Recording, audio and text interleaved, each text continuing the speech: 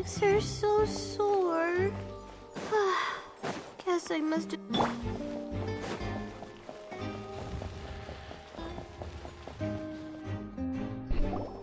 Understood. Then I will be going with you. Just so you're aware, I will be monitoring your actions and making notes as necessary. Very good. Thanks for being so agreeable. I'd pull a rose out of my hat as a gift for you if I could. You may spare the pleasantries.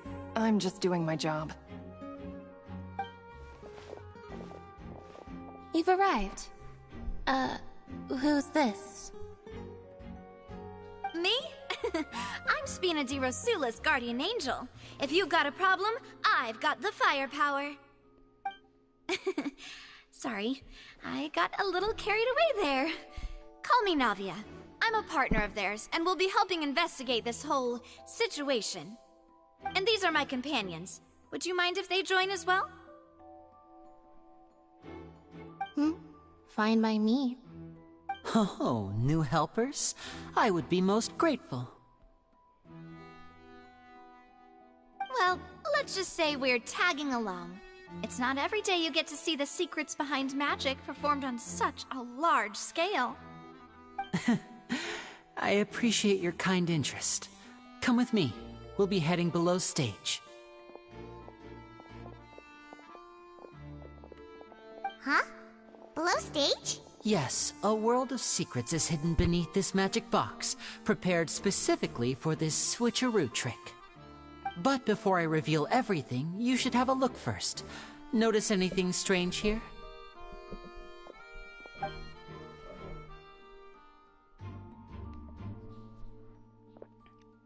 I'm not trying to be dramatic. Remembering the details of a trick will help you understand the methods used to perform it more easily. Huh. Weren't there balloons and other decorations here? Where did all that go? Ah, good eye. That said, you're still far from discovering the answer. The back? You mean the inside of the door? What's different about it? Paimon didn't notice anything. Very good indeed. I thought you might not be able to catch that, given that you were sitting in the first row. The back of this door was patterned. Those patterns are now gone, replaced by a smooth wooden board. So, if you put 2 and 2 together, what do you get?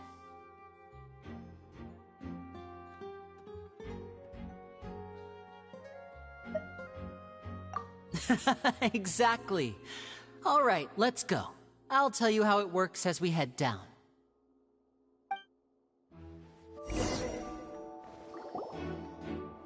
Oh, so there was a passageway under the magic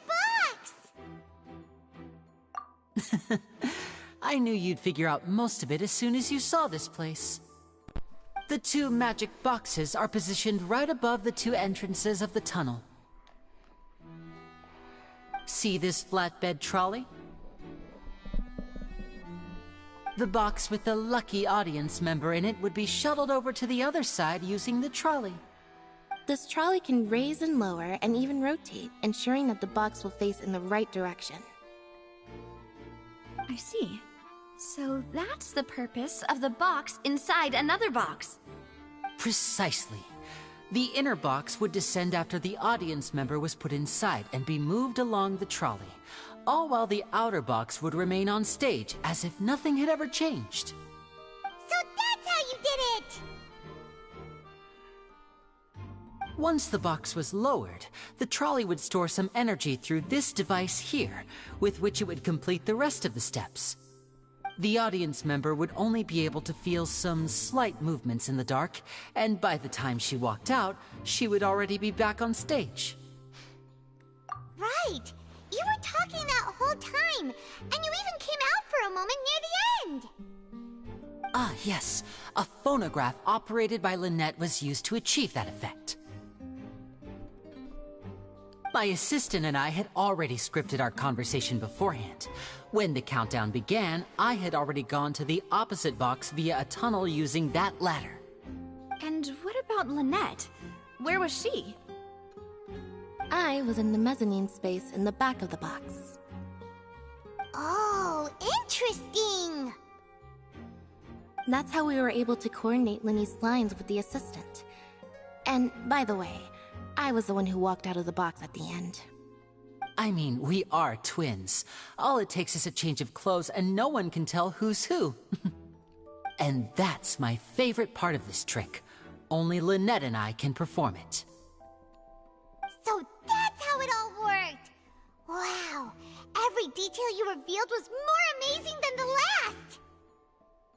Lynette would briefly walk out of the box and then go back in, jumping into the tunnel and escaping before the box on the trolley could finish ascending.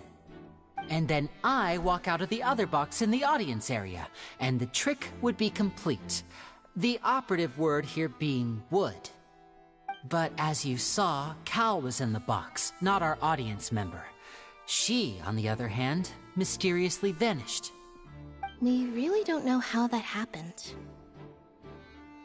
If not for that interlude, this would have been an astonishing trick.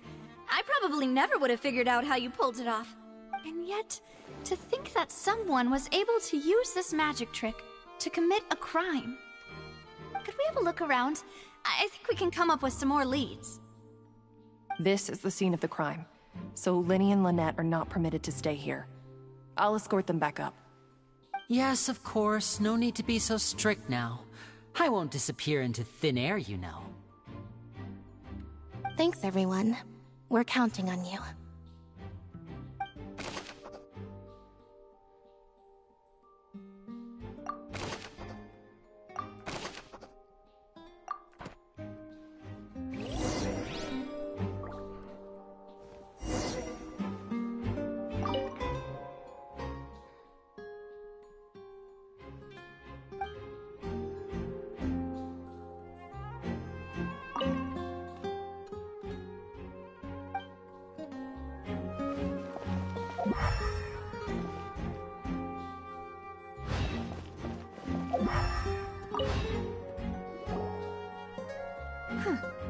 What's this? Looks like a hook tied to the end of a rope. Huh? There's all kinds of odds and ends here. Perhaps it was a prop for a different trick. But why would it have been left here? Whatever it is, let's make a note of it first.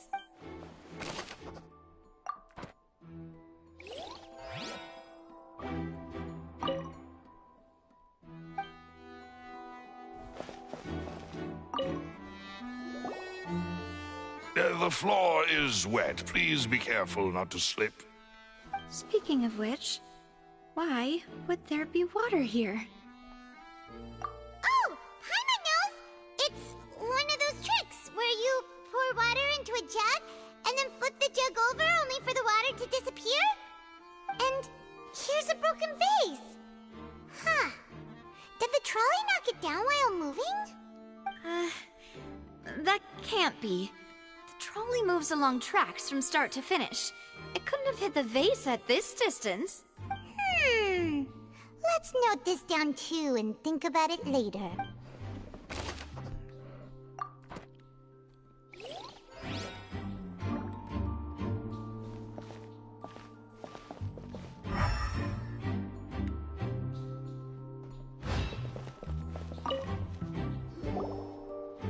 Oh, these are the clothes that the lady chosen from the audience was wearing, right? Her clothes are here, but she's nowhere to be found. Right. And do you really need to do that if you're kidnapping them? Ugh, this is so confusing. Paimon doesn't want to be a detective anymore.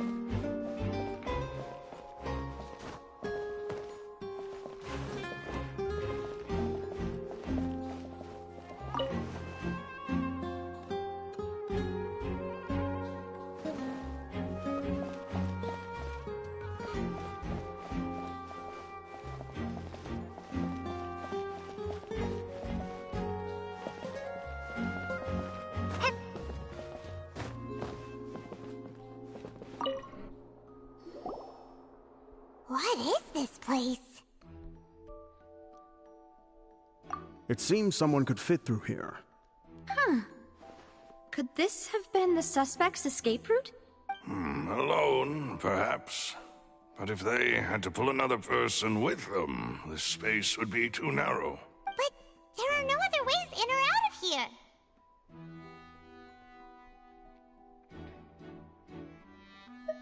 Oh, you're right! Let Paimon write that down.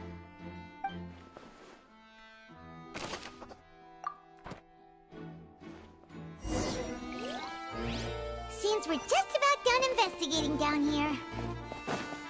Yes. Let's head back up.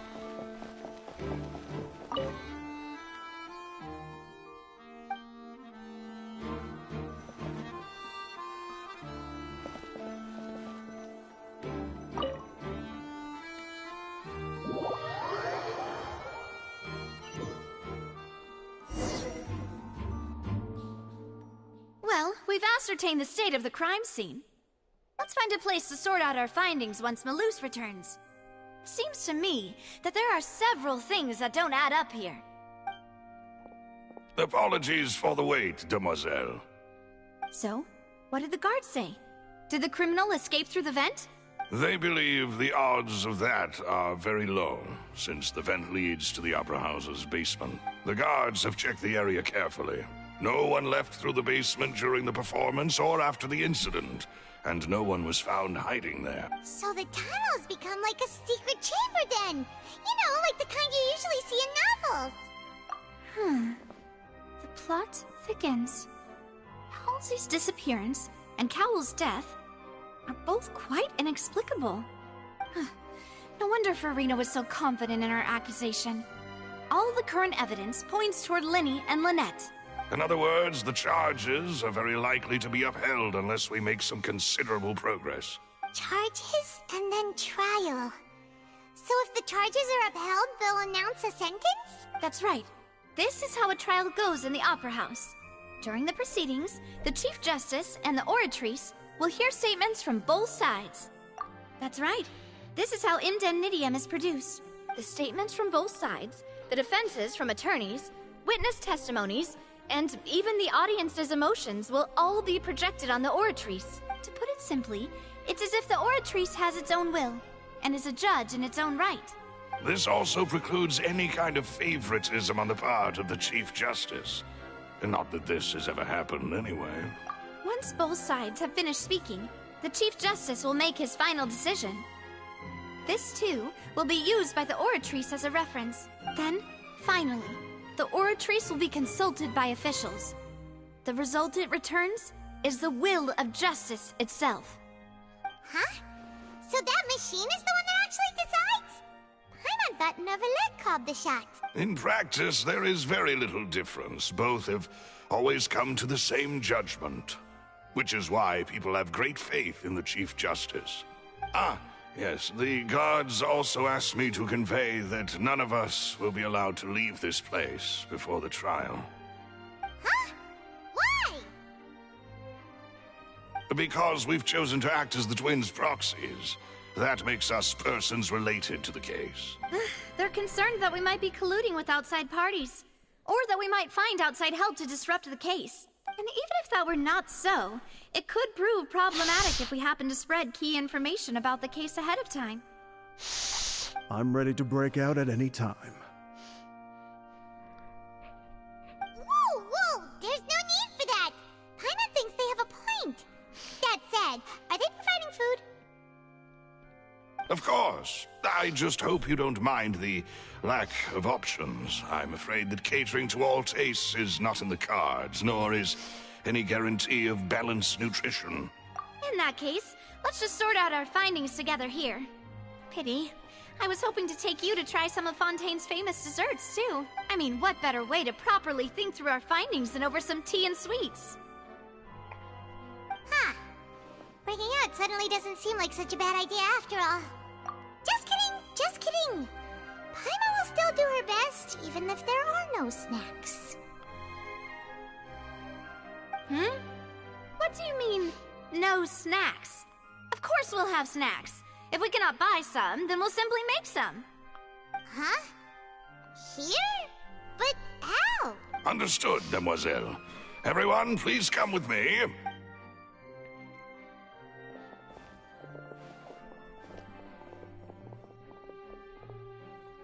Wait, you're carrying a portable stove with you? Yes, I must be prepared to meet the Demoiselle's baking needs whenever the fancy strikes her. I have eggs, sugar, and almonds at the ready. Good work, you two. Then I'll get to it. Please sit tight for a moment. You'll get to taste my awesome snacks soon enough. These three are quite the interesting group.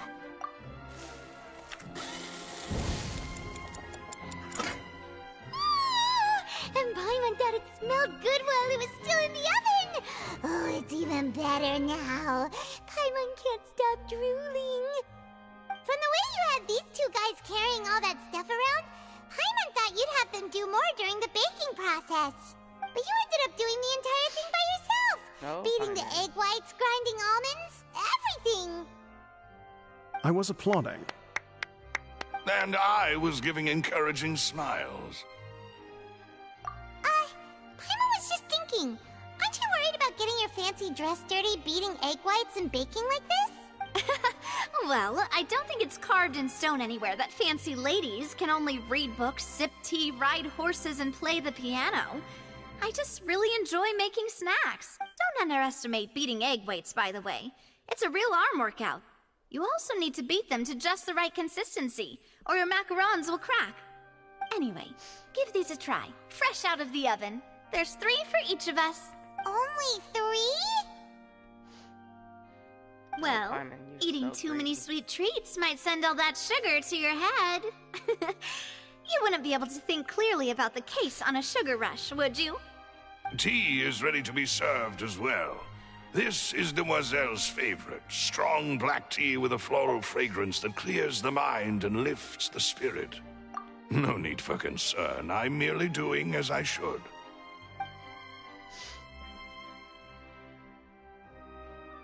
All right then. Down to business. As Paimon mentioned previously, the tunnel seems to be something of a secret chamber. However, we can assume that Linny and Lynette were not alone within it. Some criminal also occupied its sealed confines. The magician twins could have committed the crimes, of course, but they lack any logical motive. Exactly! Why would they do such a thing right when everyone was watching? The flower vase and the thud we heard during the performance could indicate some altercation between Halsey and the criminal in the tunnel, resulting in the shattering of the vase, the discarding of her clothes, and her abduction. Perhaps the criminal thought that since she was chosen from the crowd, she would be too easy to identify if she was still wearing the same clothes. Paimon thinks that makes sense, but the real trouble is... True. None of the clues we found thus far support the existence of this third person. But the only people left to consider are both technically victims, whether it's the missing girl. Huh. Could Halsey have secretly made modifications to the magic props in order to murder Cowell before making her escape? That's right. And even if she had tampered with the setup, she would need to understand the entire trick to pull it off. Nor does she have any motive. The guards said that she has never had any dealings with the Magic Troop's members. Were we not thorough enough in our search? From the sound of things, this is turning into an impossible case. Your macarons are amazing though, Navia. They smell great! They're nice and crisp and super super sweet. Paimon. They are my specialty, after all.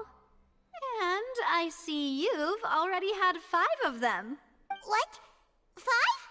Oh, that can't be right. Paimon only counted 3, honest. Please don't worry about it. At my age, a few less sweets might actually be a good thing. No. Being greedy is one thing, but Paimon knows how to count. Besides, Paimon knows that if she ate too many, then others wouldn't have enough. Wait, even you don't believe Paimon? How could you? If Paimon ate those 2 extra macarons, then may they turn into stone in her stomach! All right, we get it. Well, I suppose one of us might have gotten too engrossed in our chat and eaten them by mistake. No big deal. Malus, set up the stove again if you would. Huh? What are you doing? Making sure everyone gets 3 macarons, of course. Exactly. We don't want to trouble you. As you wish, demoiselle. And I have the egg, sugar, and almonds. Well, this really is your hobby, huh?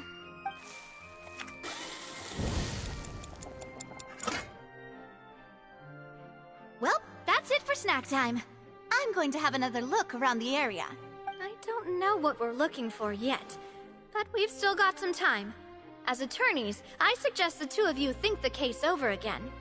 It would be awkward if you got all tongue-tied on stage during the trial. All right, thanks for your help and for the snacks. It was nothing. A small task for the Spina di Rosula. Silver, Malus, it's time to go. I'll be back if I find anything new.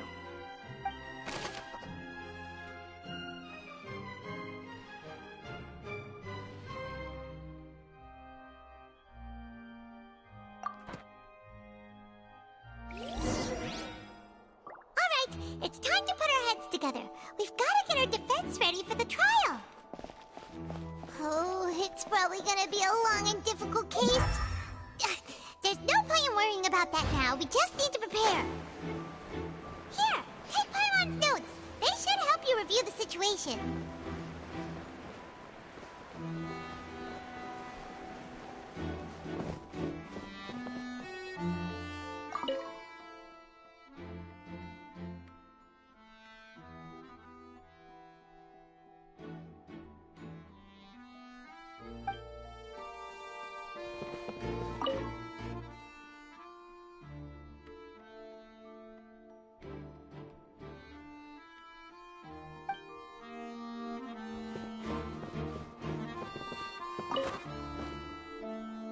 Go ahead, have a look around. In the end...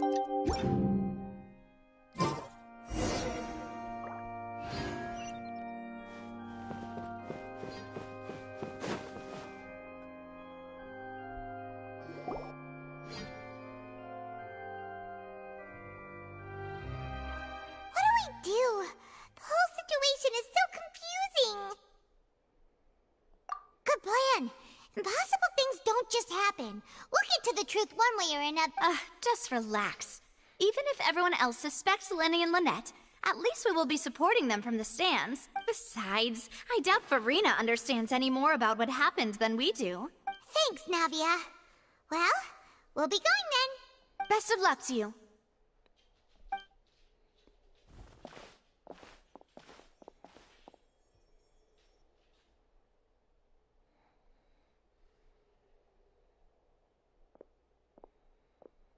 Ah, finally, you're back. Well, how did your investigation go? To be honest, you might be disappointed. No. We're already very grateful that you were willing to help. Well now, don't you all look disappointed? Don't tell me that your investigation came up empty-handed. That was to be expected, of course. The guilty can never produce proof of their innocence. But don't let that stop you. I shall be terribly disappointed should you, my most anticipated foe, concede so easily. Since both parties are present, I declare that the trial regarding the magic show incident is now in session. Firstly, in order for the audience to understand the causes and results of the incident, could we please have Mr. Linney explain the trick? Yes, of course. I will explain while Lynette demonstrates on stage. All the necessary items have been prepared.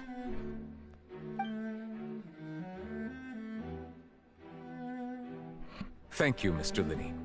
In that case, I take your statement to be that you ran to and remained hidden within the magic box in the audience stands once the trick began, and thus could not have committed the crime.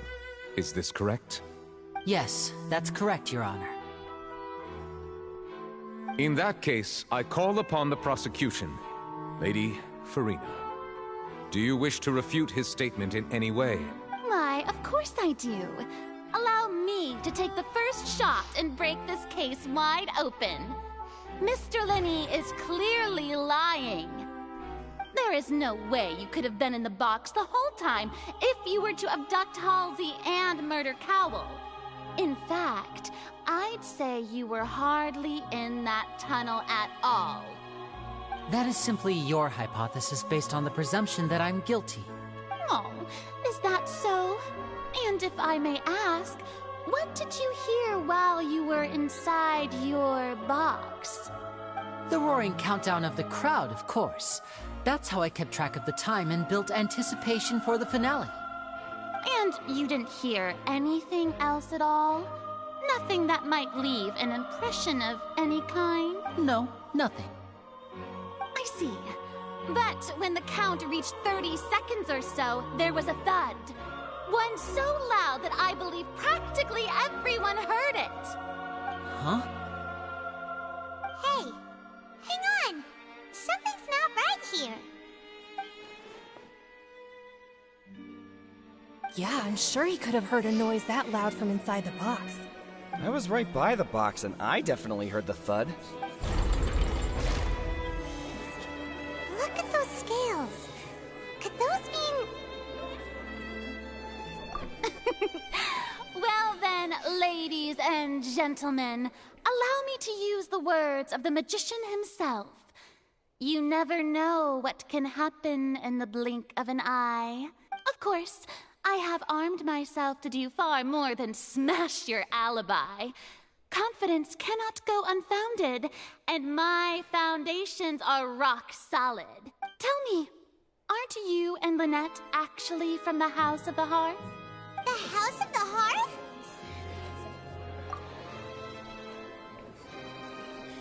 No wonder they did something like this. So the serial disappearances were the Fatui's doing. Now it all makes sense. I've got a feeling that what happened on stage probably wasn't just an accident. That's irrelevant. Our identities have nothing to do with what happened. Indeed. Then perhaps you could tell us everything that happened during that 1 minute. Your first priority is to prove yourself innocent after all. I'm sure there is little that needs to be kept secret now. Unless your script already has holes in it. The Outlander is speechless. My, oh my, don't they look flabbergasted? Now comes the infighting and discord, I suppose. This was almost too easy. Farina, you did it. Good thing I made all those preparations. Seems the all-nighter I pulled last night is really paying off. Hey, Linny! Why didn't you tell us this before? Order! Order! Mr. Linney, allow me to re-establish the facts. Lady Farina has raised 2 points. First, when the thud was heard in the Opera House, you were neither in the box nor the tunnel. Second, you and Ms. Lynette are both members of the House of the Hearth. Are these claims true?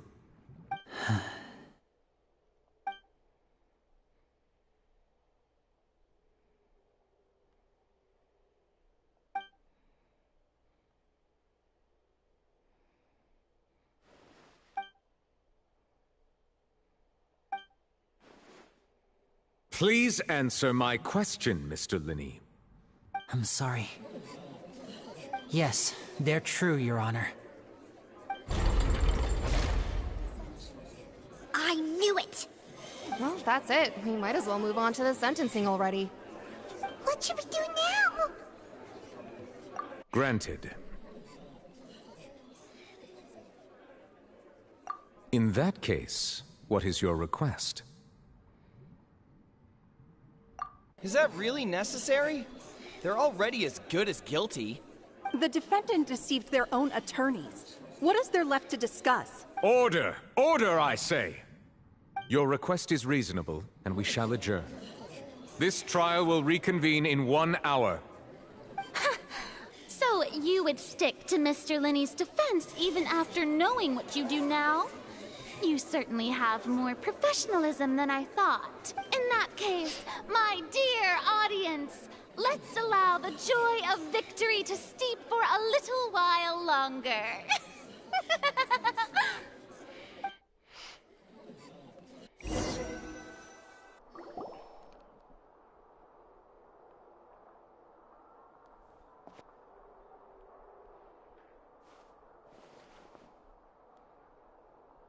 Well, this is awkward. I didn't think the Hydro Archon would dig all that up. I'm sorry, Traveler and Paimon. Yeah, sorry. Paimon doesn't know where to start. We trusted you two. We based our entire reasoning on the assumption that you weren't bad guys. Not to set the wrong tone or anything, but Paimon's really mad! I'm very sorry. I know you're angry, and reasonably so, but please, let me explain. I know you've clashed with the Fatui several times before. I wouldn't be surprised if just hearing the word is enough to make you upset. But our organization is very, very large, and the Harbingers have very different personalities and goals. Right now, we want to save people. As many as we can. That's right. I'm sure we're on the same page when it comes to this nation and the disaster that its people might face. I knew if it weren't for our respective identities, we could become good friends. That's why I didn't wish to flat out lie to you, but chose to hide some details instead. The truth is very important, but being completely transparent about everything would see us spending more effort than we need to. Right. So, you be the judge. Heck, if I were you, I fear that I'd even struggle to trust me at this point. You met a Fatus who works as a magician, a trickster by trade. All by coincidence, too. But still, I'm asking you to trust me. I am no criminal. At least, not in this case. Sorry. Please forgive us. Well, you both say that, but... Right. Let's hear your answer first, and no lies now! Of course. I'll answer any question you ask. We've been trying to find out how the Oratrice operates. We want to know why it has a consciousness. Why can it deliver sentences accurately? During our investigations, we learned that the machine's core is beneath it. From that moment on, Lynette and I have been designing this box swap trick with the objective of getting close to the core. Is that why you needed a whole minute? That's right. In truth, the audience would take about 75 seconds to count down from 60, while I would only need 15 to get to the opposite box. So, after jumping into the tunnel, I accessed the Opera House basement via the vent, and went to investigate the room in which the core is stored. That air vent was created during the construction of the tunnel specifically to execute this step. Well, nothing. As soon as I reached that room and was about to investigate, I heard someone's voice. Which should have been impossible, of course. I was quite certain that I was the only one in the room. That voice seemed to recognize me and tried to speak to me. I chose to err on the side of caution and retreated the way I came. On the way back, I saw the broken vase and the clothes on the ground, but the countdown was almost finished, so there wasn't time to give it any thought. After that, the homicide occurred just as you saw. Well, that explains why you didn't hear the thud. Because of that prophecy I told you about, of course. We must know all we can about this nation's secrets in order to deal with that prophesized crisis. That's the only way we can save everyone. So, there you have it. The whole truth. I swear, I didn't hide anything from you this time. It was never my wish to proceed under this cloud of mistrust either. But, like I said earlier, you can be the judge. If you want to leave because you don't trust the Fatui, there's nothing I can do to stop you. Well, Traveler, you decide. Paimon will follow your lead however you choose.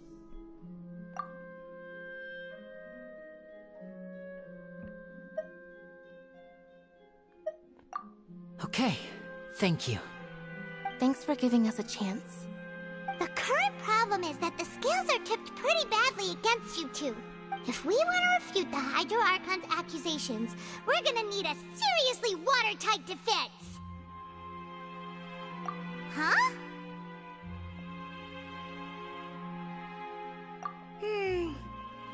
Oh, Paimon thinks she gets what you mean.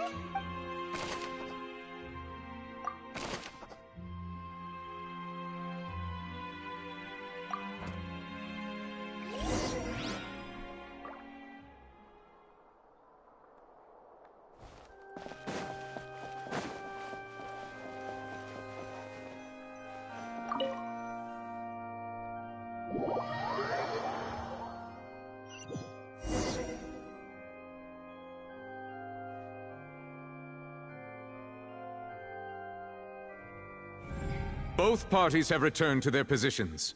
Let us continue the trial. When last we left off, Mr. Linney acknowledged the new evidence presented by Lady Farina as fact. Therefore, Lady Farina may continue stating her reconstruction of the events. Ugh, that took long enough. Now then, if everyone would lend me their attention at this stage, let's revisit that scene from Linney's perspective.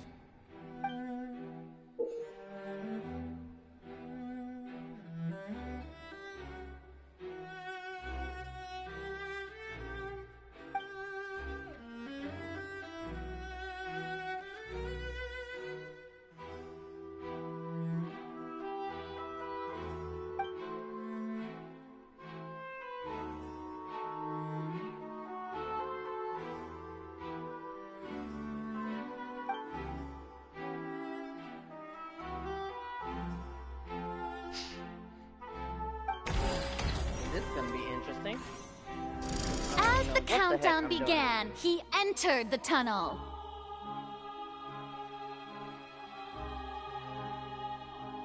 When the flatbed trolley passed, he opened the box and got into an altercation with Halsey, which caused the loud thud.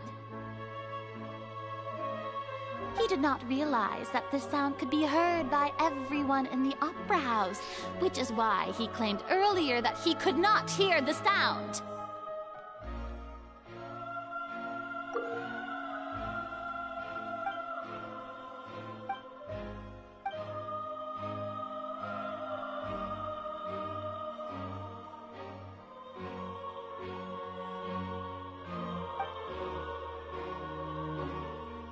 Finally, he used the vase to knock her out, before making her change clothes to prevent others from recognizing her. But where would he have put her? At this time, Cowell arrived in the tunnel, having heard that strange noise, and caught Linny red-handed. So why didn't we hear any So noise? Linny proceeded to knock him out too before stuffing him into that box.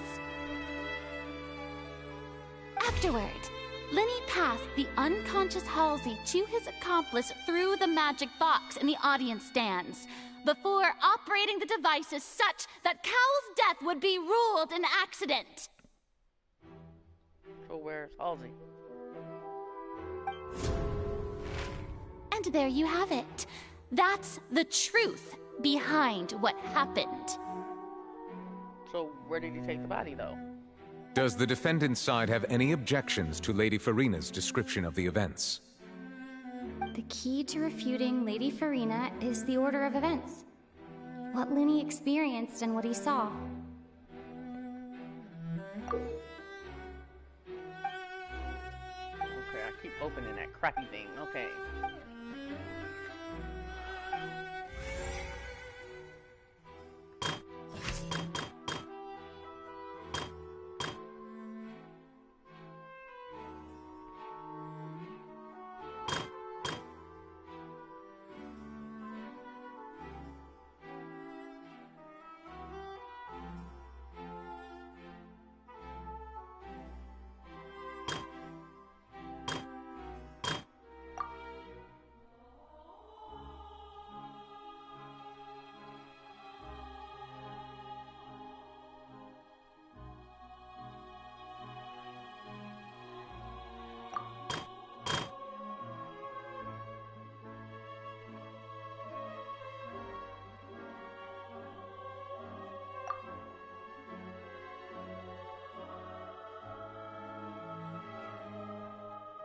Oh, here it is.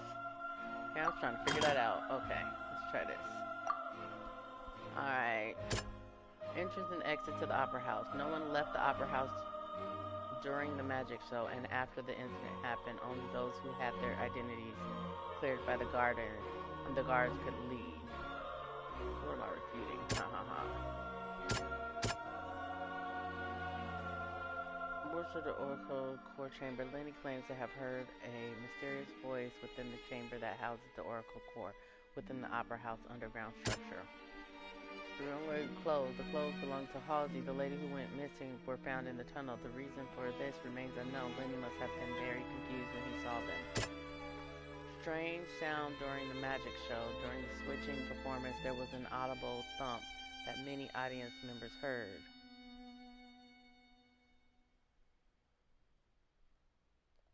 Okay. This one is the loud sound was from Lenny and Halsey fight, but Lenny claimed that he heard nothing. Alright, Lenny kidnapped Halsey. Lenny knocked Halsey out using the vase and removed her clothes to prevent her from being identified. However, was Lenny really in the tunnel at the time? Lenny knocked Cal out. Okay, let's see. Lenny kidnapped Halsey. Lenny knocked Halsey out using the vase, but where's the body? Lenny claims that he headed to the chamber containing the Oratrace core upon entering the tunnel. Okay, that's the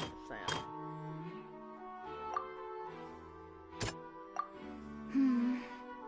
Seems this won't produce a particularly effective rebuttal. Okay.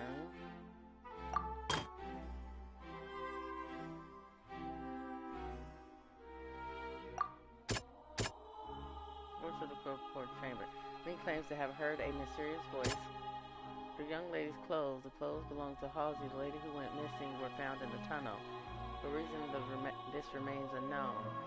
Lenny must have been very confused when he saw strange sound during the magic show. During the switching performer, there was an audible thump that many audience members heard. But that's not probably a good rebuttal. Then on Lenny. Cal walked in on Lenny, so the latter knocked him out with the vase. leading to the victim's death. Wait.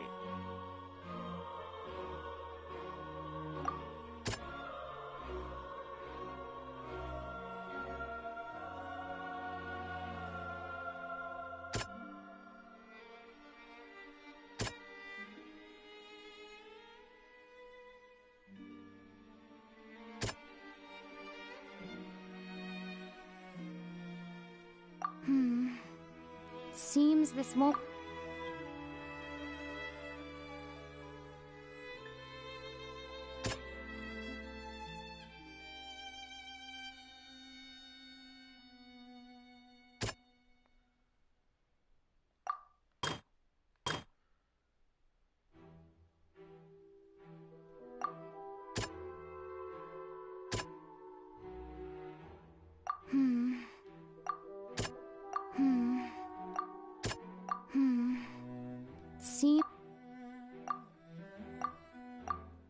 According to Linny, he left via the vent after entering the tunnel.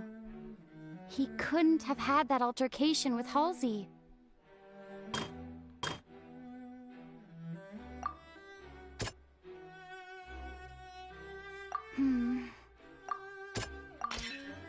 Linny went to the room that contains the Oratrice's core. This is the actual truth.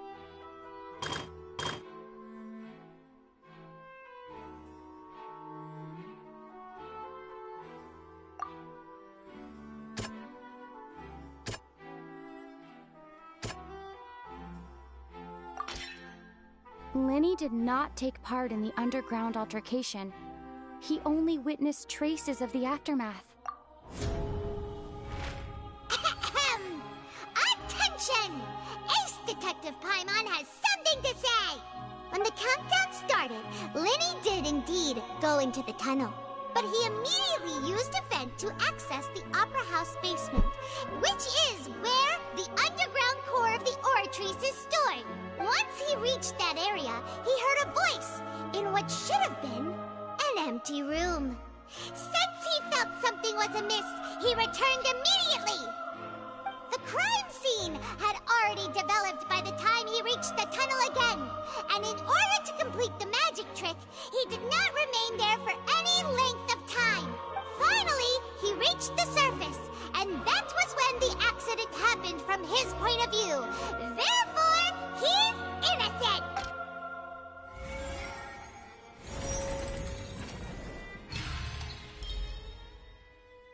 Okay, that sucked.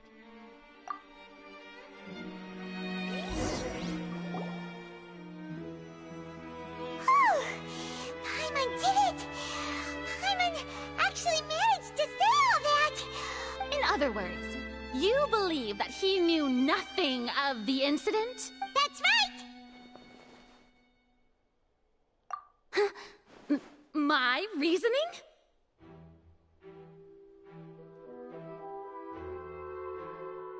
If that's the case, then if Cowell hadn't entered the tunnel, who was the entire setup meant to kill? Assuming that what you say is true, Linny only needed to kidnap the young girl to cause a new disappearance case. What would the point of killing someone on stage be? Oh, they have a point. That's right, you tell them! And that's why they're partners of mine. They've managed to turn things around. Oh, well, your denial is very strident, I'll give you that. But what proof do you have to back your claims? Of course I do. If he had been in the magic box the whole time, how could he have not heard that sound? Why do you ask? You're saying that he wasn't?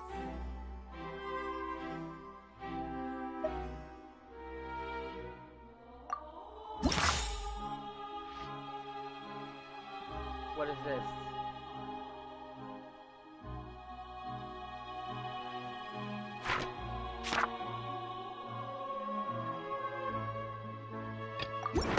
Are you sure we don't need to give this more thought? Paimon thinks there's something off here. Okay. I'm just trying to get over there. Okay. Which is the evidence that Linny wasn't in the tunnel when the crime took place? strange sounds during the magic show entrance and exit to the Opera House audience side magic. Out on stage, magic box structure, probability of third person being involved, the magic trick, the tunnel, vent.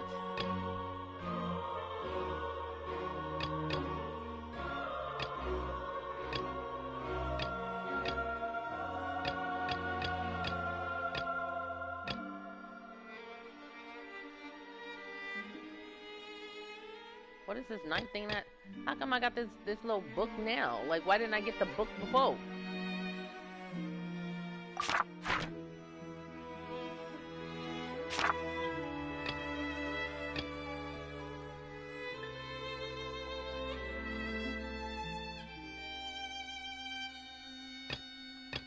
Which is the evidence that Lenny wasn't in the tunnel when the crime took place?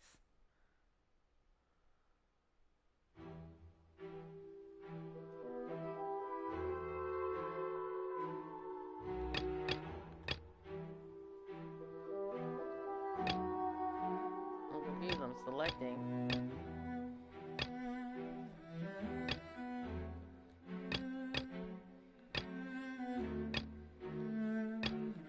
Confused. What do I do? It won't select anything. What is the evidence that Lenny wasn't in the tunnel when the crime took place? This is the guard's investigation report. Special robe. The random number selector, dress, the broken flower.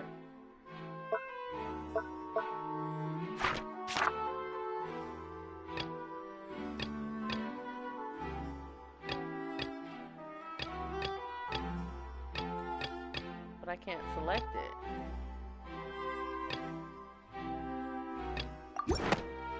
That's right! Lenny wasn't in the box or in the tunnel. That's why he didn't hear anything strange during the performance.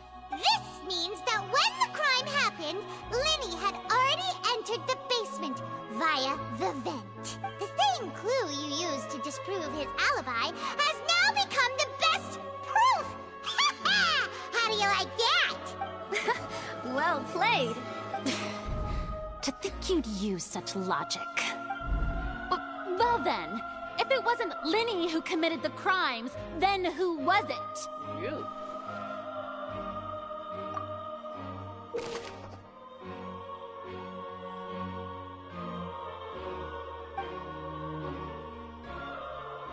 This is very confusing.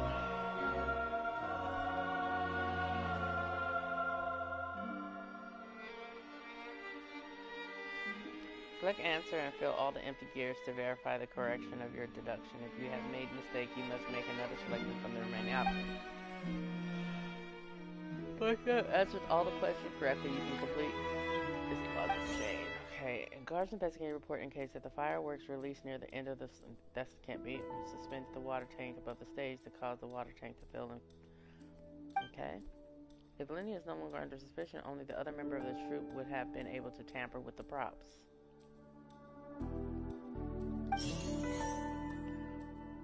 Lenny gave a detailed account of the trick was supposed to work by using a box inside a box. The idea containing the audience member to be transported across via a tunnel underneath, and Lenny himself would also use this tunnel to get to the other side. Having changed her... Okay, what was the original plan for the... Okay. Having changed her outfit, Lenny and her assistant would take charge on stage interactions. Close when we saw Halsey, the lady who went missing, were found in the tunnel. The reason for this remains unknown. Select any clue to view detailed information. Who was the only person who could possibly have committed the crime?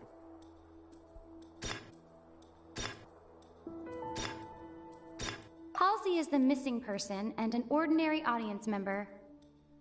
Or did she have her own scheme all along? Could there have been a third person involved? Is that really a possibility? The deceased's name is Cowell, Lenny's assistant. He would have been able to tamper with the equipment. Halsey is the missing person and an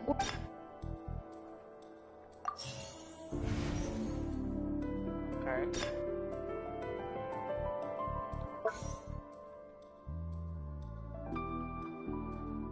original plan for the performance.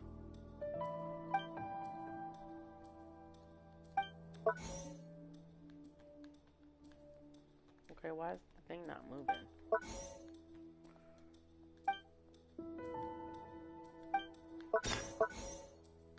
Come on. This sucks. Why do you keep doing that? But you won't go over there. Oh my gosh, they need to work on this.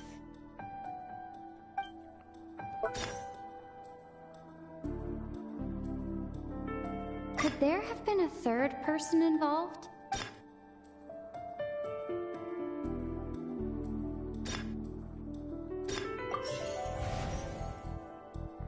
Bro, you gonna blame it on Kyle?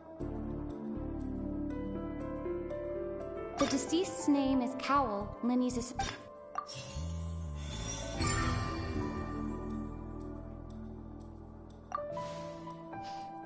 Huh?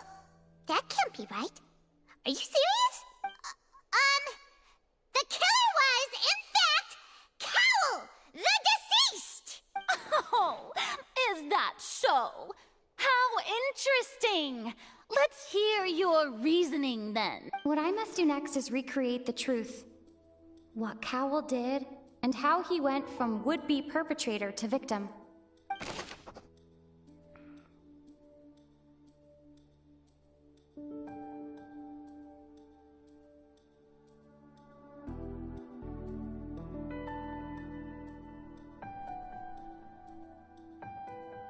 No one entered or left the opera house through its entrances. So...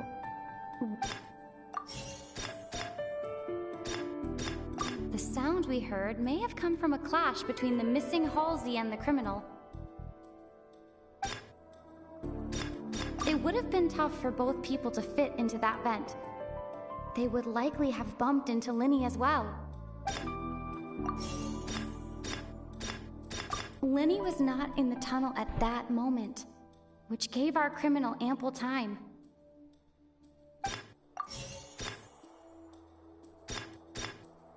Halsey's clothing was in the tunnel, so there must have been some fear that she would attract attention.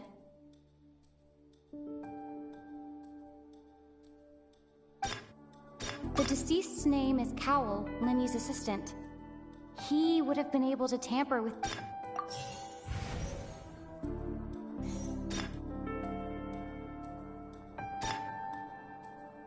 The sound we heard may have come from a clash between the missing Halsey and the criminal.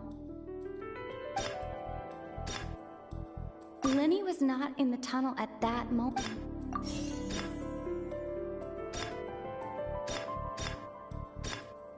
The sound we heard may have come from a clash between...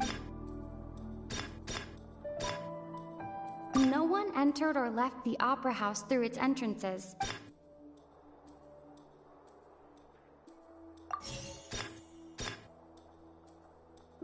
The deceased's name is Cowell, Linny's assistant. He would have been able to tamper with the equipment. Oh, the question is, where did the missing Halsey go? Okay. Oh. Okay. Wait. How do you go back up there? How do you go back up there? Linny was not in the tunnel at that moment, which gave our criminal ample time.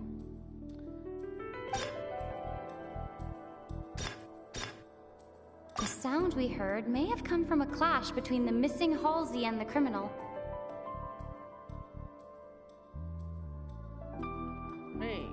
Wait, where'd the question go? No one entered or left the opera house through its entrances. So, where... The deceased's name is Cowell, Linny's assistant. He would have been able to tamper with the equipment. Linny was not in the tunnel at that moment. No one entered or left the opera... Where did the missing Halsey go?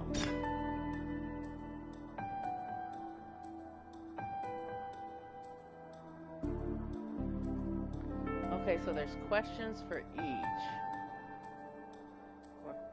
No one entered or left the opera house. Okay, next question. How can I prove that there was an altercation in the tunnel? Halsey's clothing was in the tunnel. So, there must have been... The sound we heard may have come from a clash between the missing Halsey and... How can I prove that there was an altercation in the tunnel? No one entered or left the opera house. The deceased's name is Cowell. Halsey's clothing was in the tunnel.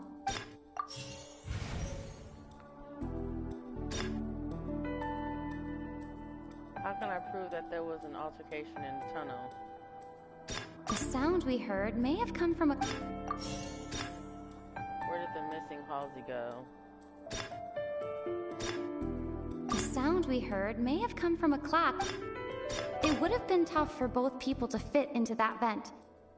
They would likely have bumped into Linny as well. The sound we heard may have come from a clash between the missing Halsey and the criminal. It would have been tough for both people to... Okay. Halsey's clothing was in the tunnel. Where did the missing Halsey go? So, there How must would have that been be the some answer? fear that she would attract attention. How is that the answer when that's not even telling us where the missing Halsey goes? Okay.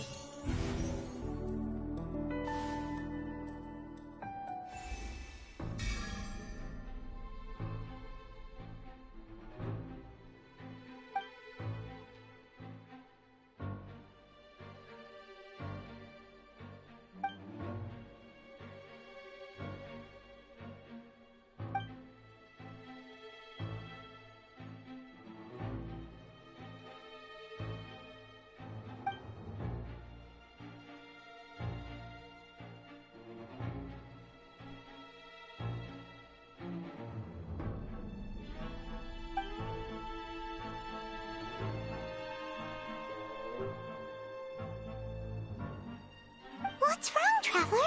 Are you still having trouble figuring things out?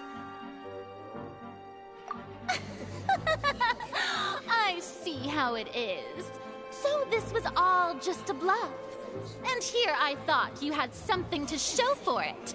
But it seems you're still far from the truth. Look, since we're at a dead end, why not consider a different track? Just like the trick as it transpired, the end result must have been utterly different from the magician's initial design. If only we knew how Halsey disappeared. Well, that would be nice, but the tunnel only has 3 exits, and none of them seem very likely. And it's not like this is a magic trick where you can just make a real live person disappear. You know, like you did from that water tank, Lynette.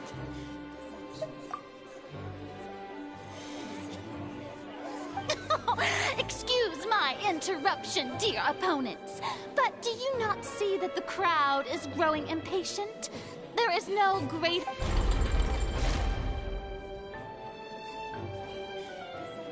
If the defense is unable to make further effective arguments, we will move on to the next stage of the trial. Linny was not in the tunnel at that moment, which gave our criminal ample time.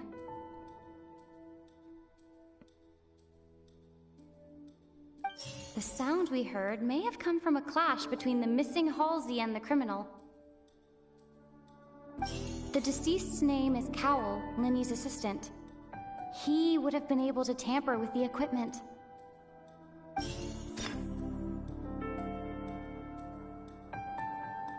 No one entered or left the opera house through its entrances. So, where would the criminal have wanted to take Halsey?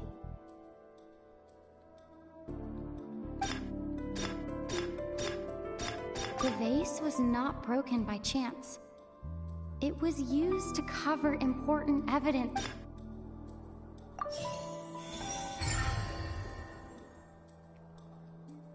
But that wasn't there the first time.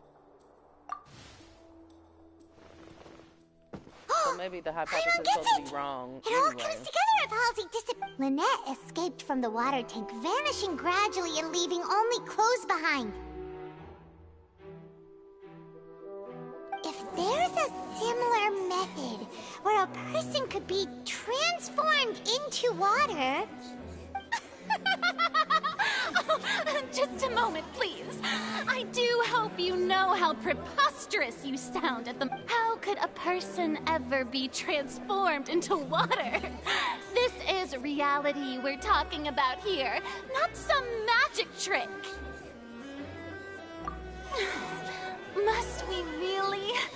I should think that of anyone. Your friend Linny already knows this truth very well. Magic tricks are ultimately just illusions and misdirection. But Halsey's disappearance is very real. We're talking about two completely different things. Even so, I trust the Traveler's judgment. The truth must be out there somewhere. Perhaps some new line of reasoning may open if we try to gather all the focal points that don't make sense. Since Cal was the deceased, we haven't placed much attention on him. But given that we aren't making much progress with the case, it wouldn't hurt to have a look at his belongings, would it? People really do come up with all sorts of harebrained schemes when at the end of their rope. The way I see it, your suggestion that we broaden the scope of our investigation is nothing but a tactic for stalling the trial. Nevertheless, I believe that this is a reasonable request on the part of an attorney. Since the trial does indeed appear to be at an impasse, I believe that additional evidence may help us make more progress. Guards, please step into the lounge and examine the personal effects of the deceased, Cowell.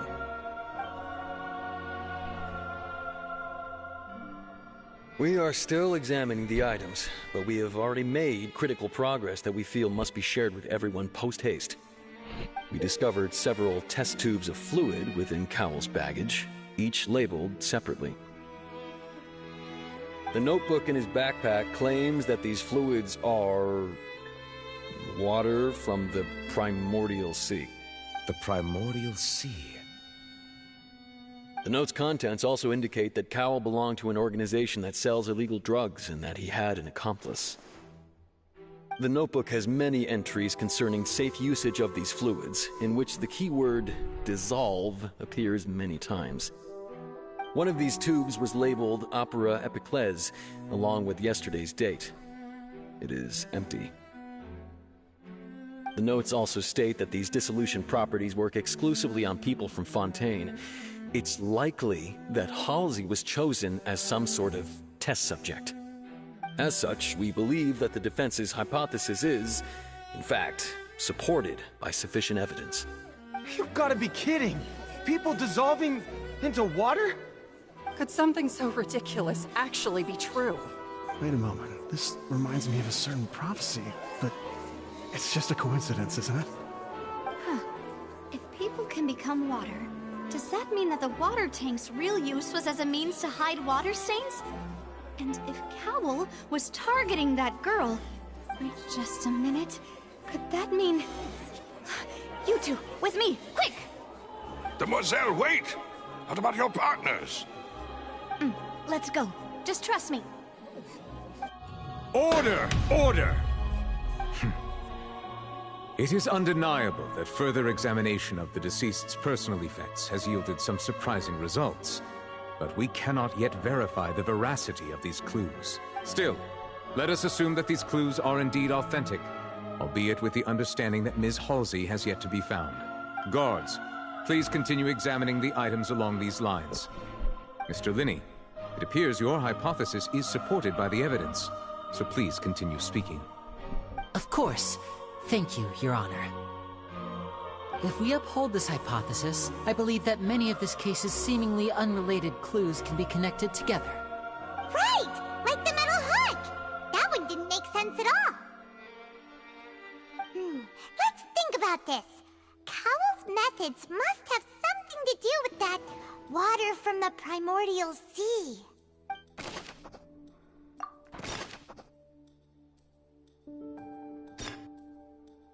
The deceased's name is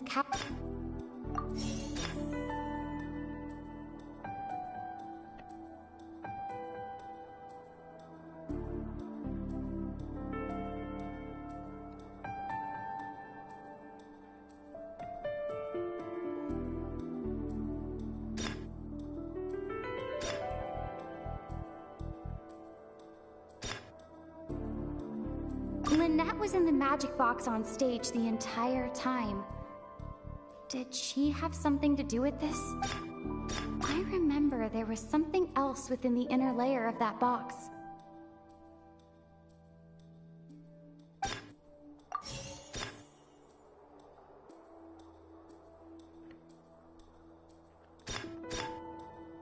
The water from the primordial sea...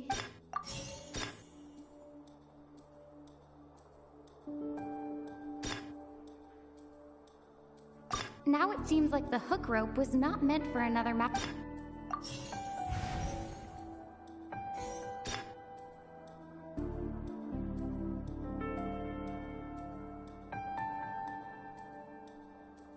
Lynette was in the magic box on stage the entire...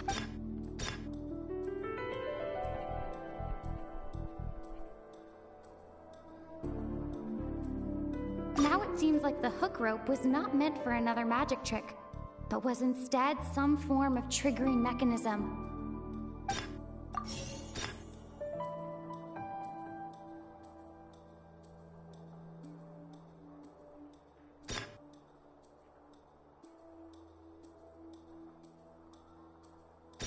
I remember there was something else within the inner layer of that box.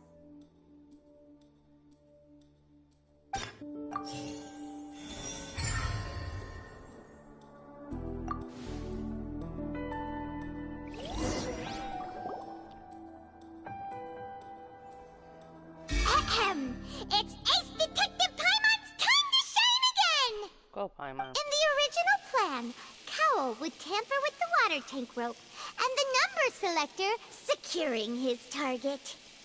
When the magic box containing Halsey was lowered, the metal hook would retract gradually and pierce the balloon at the top of the box. When the balloon attached to the box popped, the water from the primordial seed inside it would pour down and dissolve Halsey. Afterward, Cowl would enter the tunnel and break the flower vase to conceal the water inside the tunnel, with the remaining evidence being covered up by the water tank on stage. But he encountered something unexpected in the tunnel and wound up being fatally hit by the same water tank he meant to use to cover his tracks. Huh. That does make sense. That actually links together a lot of the more confusing pieces of evidence.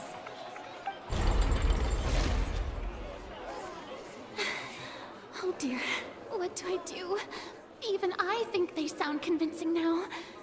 Have I falsely accused an innocent person? Now, it seems like the only point of contention remaining is the exact circumstances that led to Cowl's death. His notes mentioned he had an accomplice who could be related to the situation. On that note, the guards have just contacted me indicating that they uncovered new evidence. I shall now invite him on stage to share it with us. Thank you, Your Honor. We were just inspecting the luggage of the other people involved in this case. And we found an identical sample of the water from the primordial sea among Linny's personal effects. What? That can't be. Oh, I see. Well, how wonderfully comedic to have your own counterattack only to come back and wound you. Does this not clear all doubt? My dear citizens, my loyal audience, allow me to present my reasoning and bring this performance to a swift... Linny did not need to take part in the dissolution of the young woman at all. Indeed, he did leave the scene via the vent. Having made modifications to the props beforehand, his accomplice Cowl then caused Halsey to vanish using the water from the primordial sea. But upon his return, in cruel avarice, Linny desired sole credit and prepared to do away with his partner in crime. Ultimately, he knocked Cowl out, and the tool meant to cover the crime up also became a murder weapon. Now, as much as I regret having come to such a viciously straightforward conclusion, it does seem that the famed Fatui is quite the cold-blooded and ruthless organization. Am I right, Mr. Linny? We've used up all the evidence we collected. There's no way for us to make a rebuttal here. Is this the end of the road?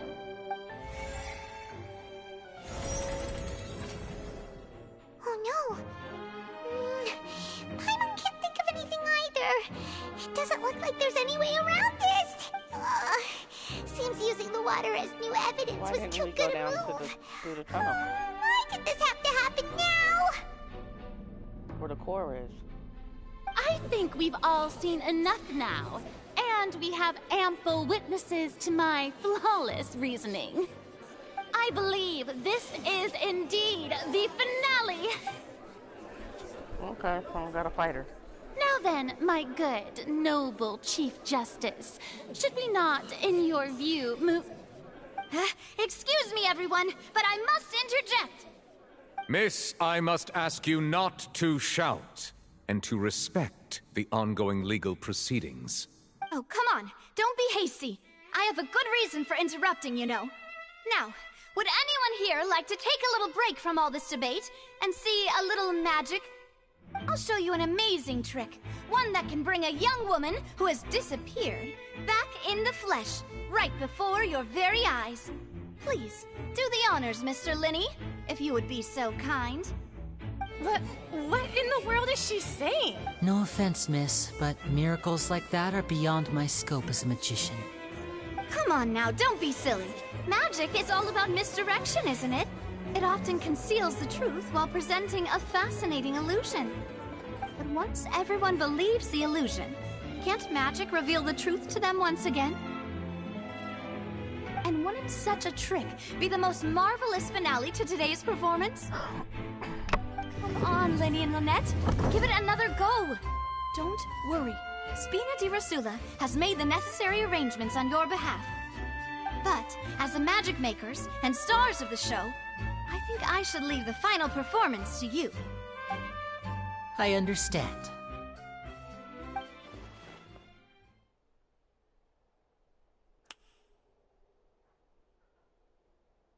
And voila!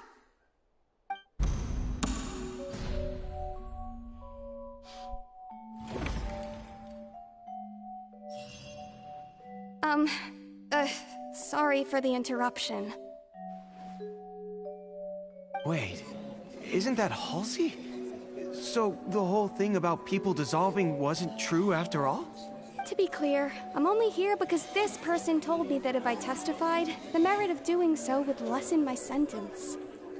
I was hiding outside this room listening to the proceedings because I was afraid that I would be the one put on trial. I was just feeling happy that no one had noticed me, and then before I knew it, she caught me. That'll teach you to underestimate us three. Where should I begin? I'm sorry. I'm the one who killed Cowl. I admit it. What? Why? Firstly, my name isn't Halsey. It's Lillian, and I'm originally from Mondstadt. I heard that Linny's show was gonna be a real thriller, but I missed the chance to buy a ticket, so I stole one. That's how I make a living. I steal stuff here and there. And I'd never been caught before. But I was noticed at the harbor a few days ago, and I barely got away. Linny was the one who caught me in the act. Hey, no wonder you look familiar. So you were the thief! Liddy even mentioned that you were pretty skilled. Well, and I thought that would have been the end of it, but then the number selector chose me. He even mentioned the Fortress of Meripede. That's a prison, isn't it? So you can imagine how shocked I was. I thought he was onto me for sure. So I played along with the show while looking for an opening to flee, but then I got water poured on me for no reason, and then someone jumped into the tunnel to nab me. I wasn't going to take that lying down, so I knocked him out and stuffed him into the box. There was nowhere to run from there, though, so I had to change my clothes and hide in a box containing performance costumes. I slipped out after the first guard arrived at the scene and continued hiding inside the opera house. Can a person even hide in there? But I swear, I didn't know that the water tank would fall down. Really, I swear it. Had I known that, I wouldn't have put him in the magic box. I may be a thief, but I'm no killer. Well, that makes everything pretty clear now, doesn't it? This time, we need to tell the entire story from Lillian's perspective.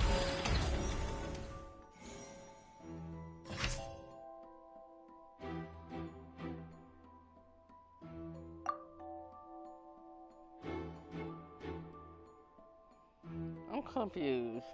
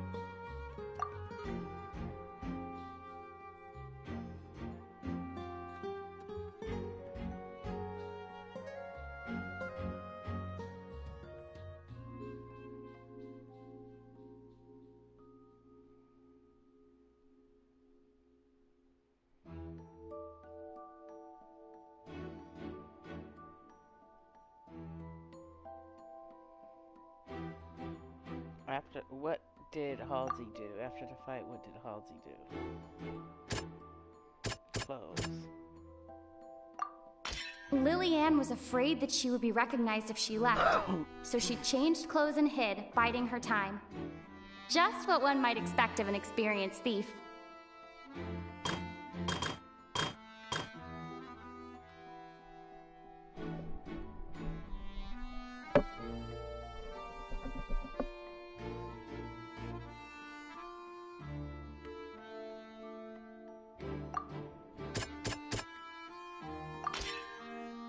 The flower vase was not broke.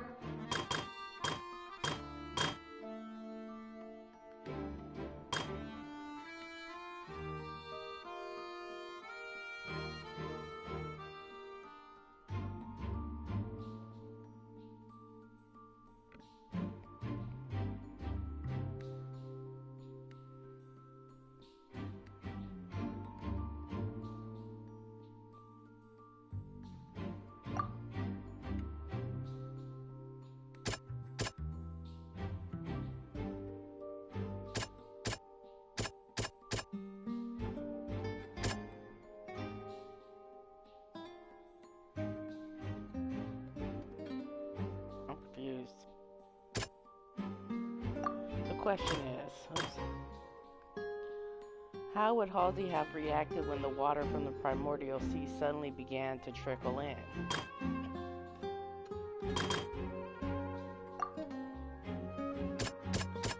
There's no other options.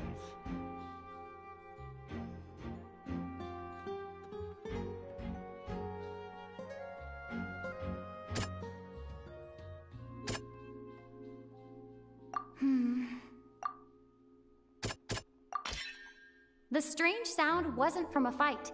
It was Lily-Ann's attempt to break out when she was frightened. That is not what that said. And it's Ace Detective Paimon time! Having been selected out of the blue, Lily-Ann panicked. Her panic only intensified after she entered the tunnel and had water poured on her head. So she kicked the door open, producing the thud we all heard. Hearing the commotion, Cowl leapt into the tunnel, only to discover that Lily-Ann had not dissolved. He did not know that Lily-Ann was not from Fontaine, but was a thief who made her way in by stealing a ticket. Mistakenly believing that the water from the primordial sea needed time to take effect, he tried to force Lily-Ann back into the box. The two broke the flower vase during the struggle, but Lily-Ann came out on top, knocking Cowl out and putting him in the box. With no way of escaping, she changed her clothes and hid in the costume trunk until the performance ended.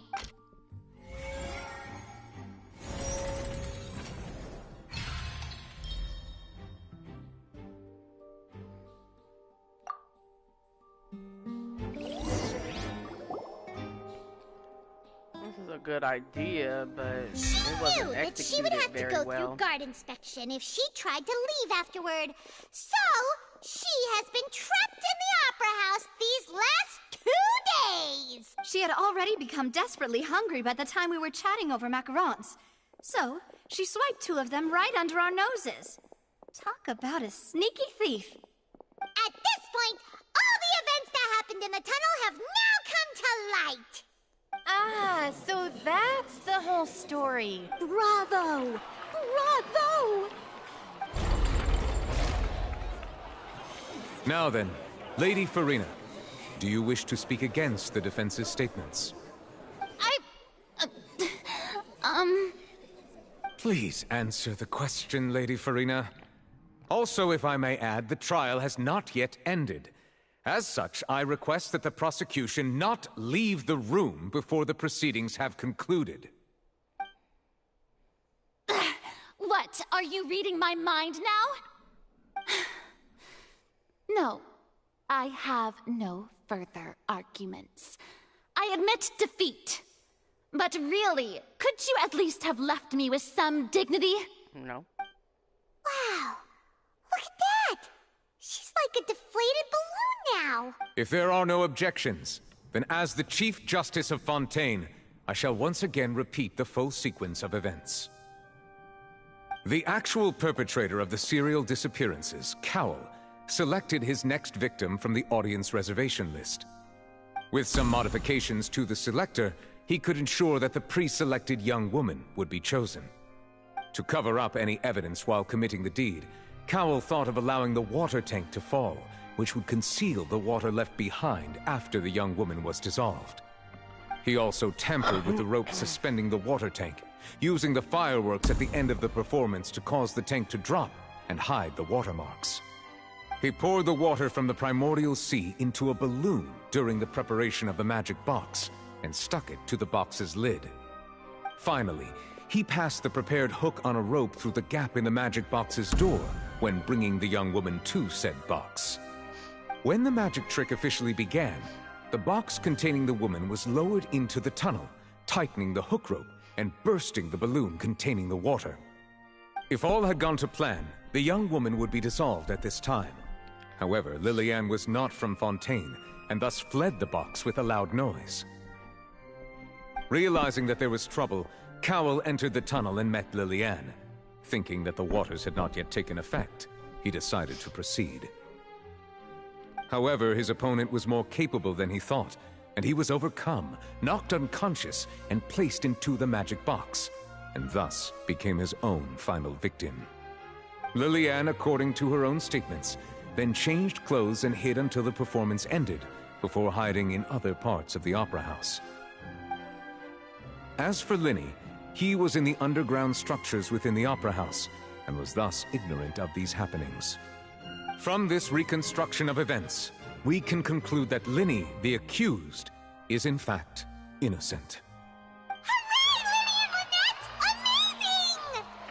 While there is much in Lyney and Lillian's conduct that should still be investigated separately, this case, at least, can be handed over to the Oratrice to make the final decision.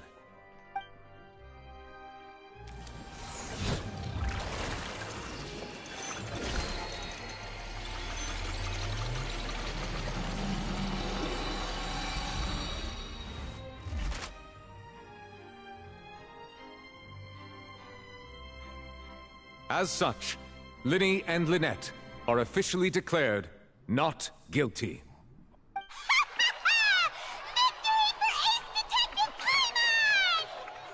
Great work, partners. Thank you all. Thank you so much.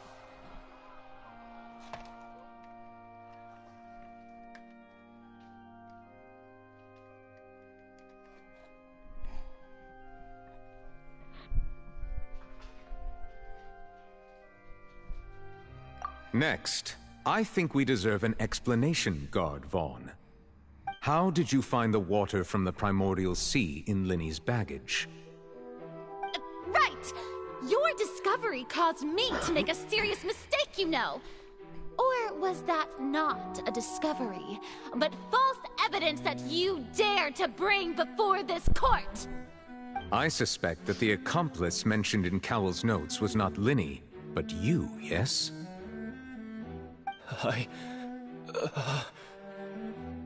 I'm sure you know what you must do to lessen your sentence. Speak quickly! Unless you want to earn yourself a one-way ticket to Coupon Town. I was just following orders. We were supposed to place blame for the serial disappearances onto Lyney, and thus cause suspicion to fall on the Fatui. The higher-ups said this was the best opportunity to do so. And now that your plan has fallen through, and the secrets of the water have been revealed, you have become a liability to said higher-ups, yes? Therefore, you would be wise to tell everything you know and seek the protection of the guards. Yes, I'll tell you everything I know. Our boss discovered that the water can cause people to dissolve. It can also be made into a potion, which when extremely diluted, can cause people to experience unforgettable exhilaration. We've been in this business for a while now, and have made decent more off it. The disappearances were also the boss's idea. I mean, this is the boss we're talking about. The...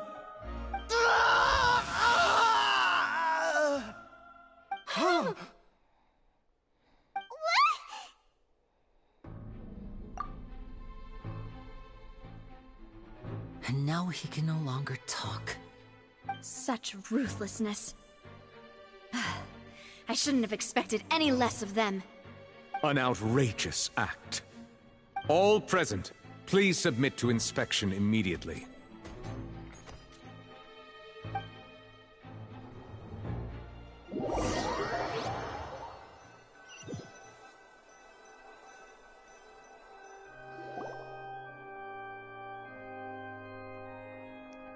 So, we're just going back now?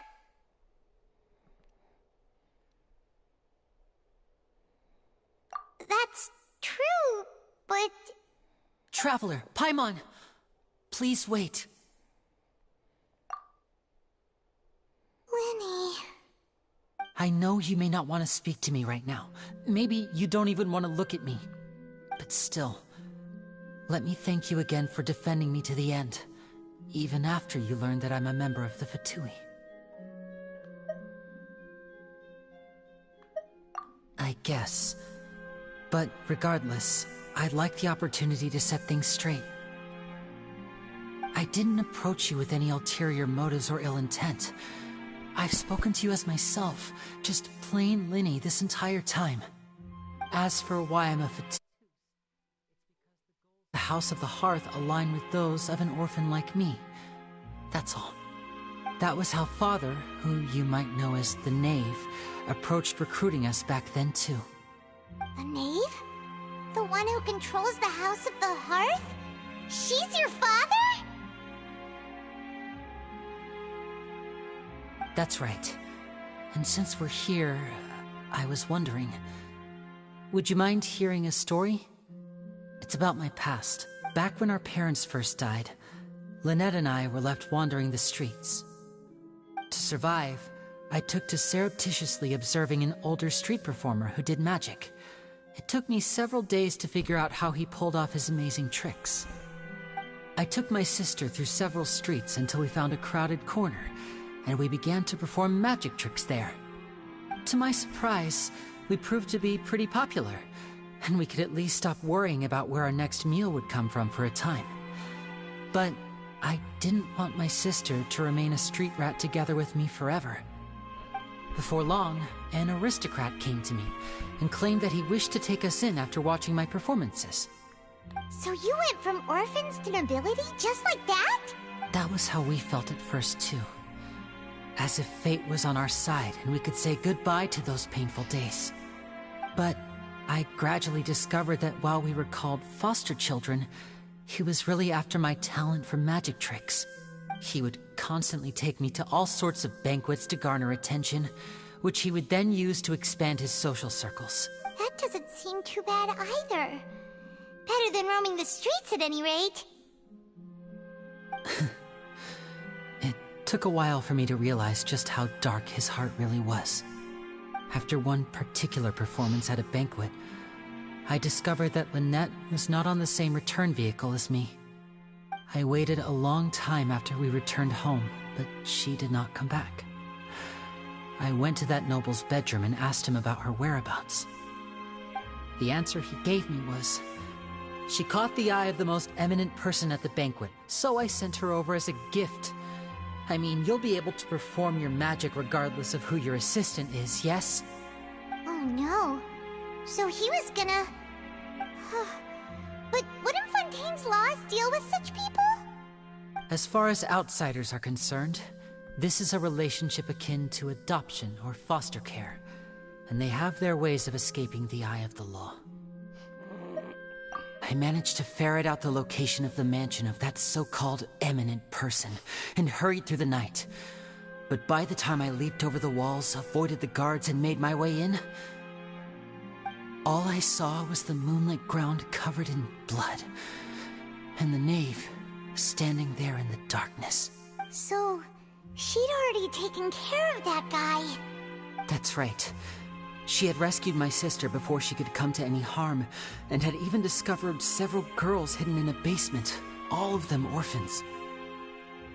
Father, I mean, the knave, might have seen something in me, and so she made me an offer. The House of the Hearth welcomes you, for your interests align with ours. Here, none will ever betray you. Indeed, betrayal shall never be permitted here. I was hesitant to trust her. I mean, I had just been betrayed by nobles. But she was also quick to destroy the noble who had taken us in at first, giving us back our freedom. Oh, so that's how the two of you joined the House of the Hearth. She has her own plans.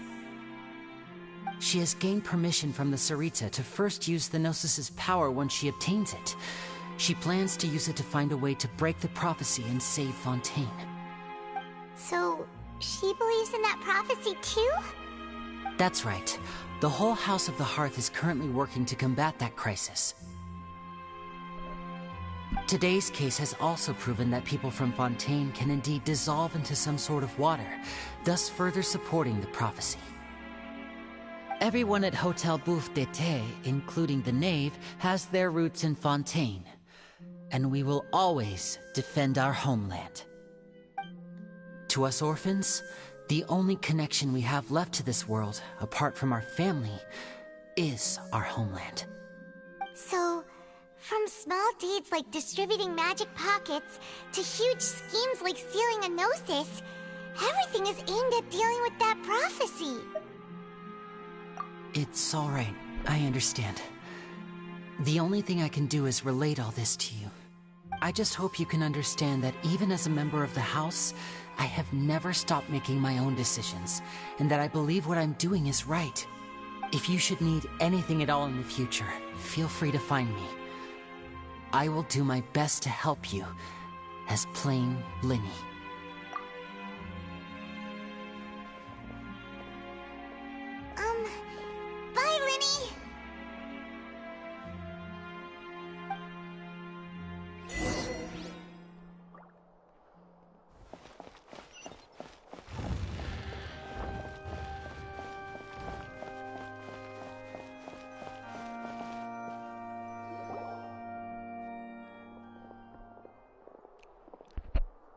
Hey there! What was with the disappearing act you pulled right as the trial ended? Were you looking for us, Navia? Well, this whole thing isn't exactly over, is it? I do feel that we're getting closer to solving the serial disappearances case, though. Don't you think so, too? Huh? What's wrong, my dear partner?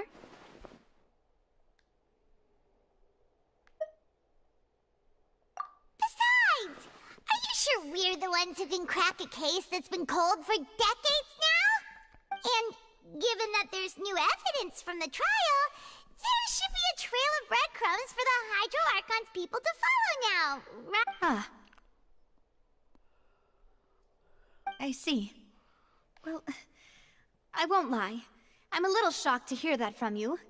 But I suppose you are just travelers who have only arrived in Fontaine after all. Sorry. I might have been too presumptuous. Don't say that, Navia. Ah, and we were having so much fun investigating with you, too. It was like having new waters flowing into a stagnant mire, causing new hope to spring forth, and the reflection in the murk to become clearer. Well, sorry about that. I'm a bit prone to nostalgia. Don't mind me. Wait, shall we have a farewell meal? You know, to commemorate our time as partners? Huh? Do we really need to get that formal? Well, guess you really did treat us as partners, huh? Well, I'd just like to have a proper ending to every important memory. That way there are no regrets later. Anyway, it would just be a meal, so it shouldn't take up too much of your time. You don't have to twist Paimon's arm. If Boss Navia's treating, count Paimon in! Oh, wonderful. In that case, why don't we return to the Court of Fontaine and head to the Hotel de Boer? I believe we'll make it just in time for dinner. All right, then. Let's have our farewell meal.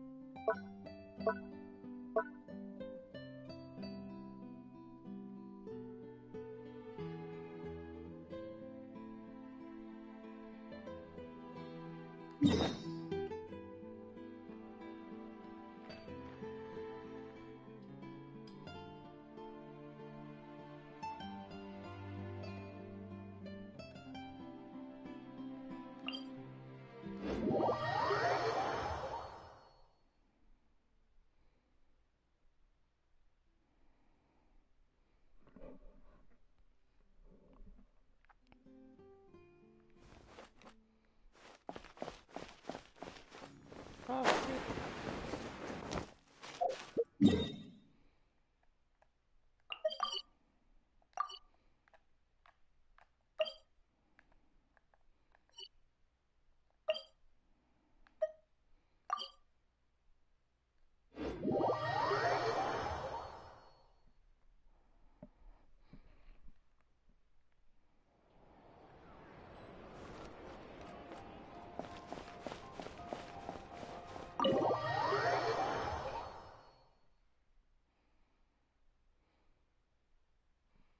so this is a story.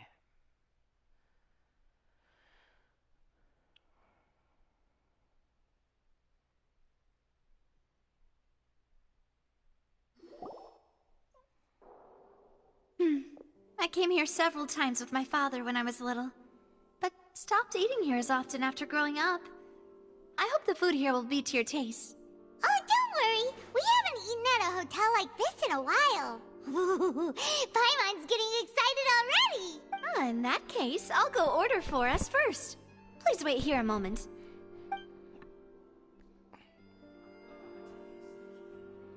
Ooh, everything looks so good.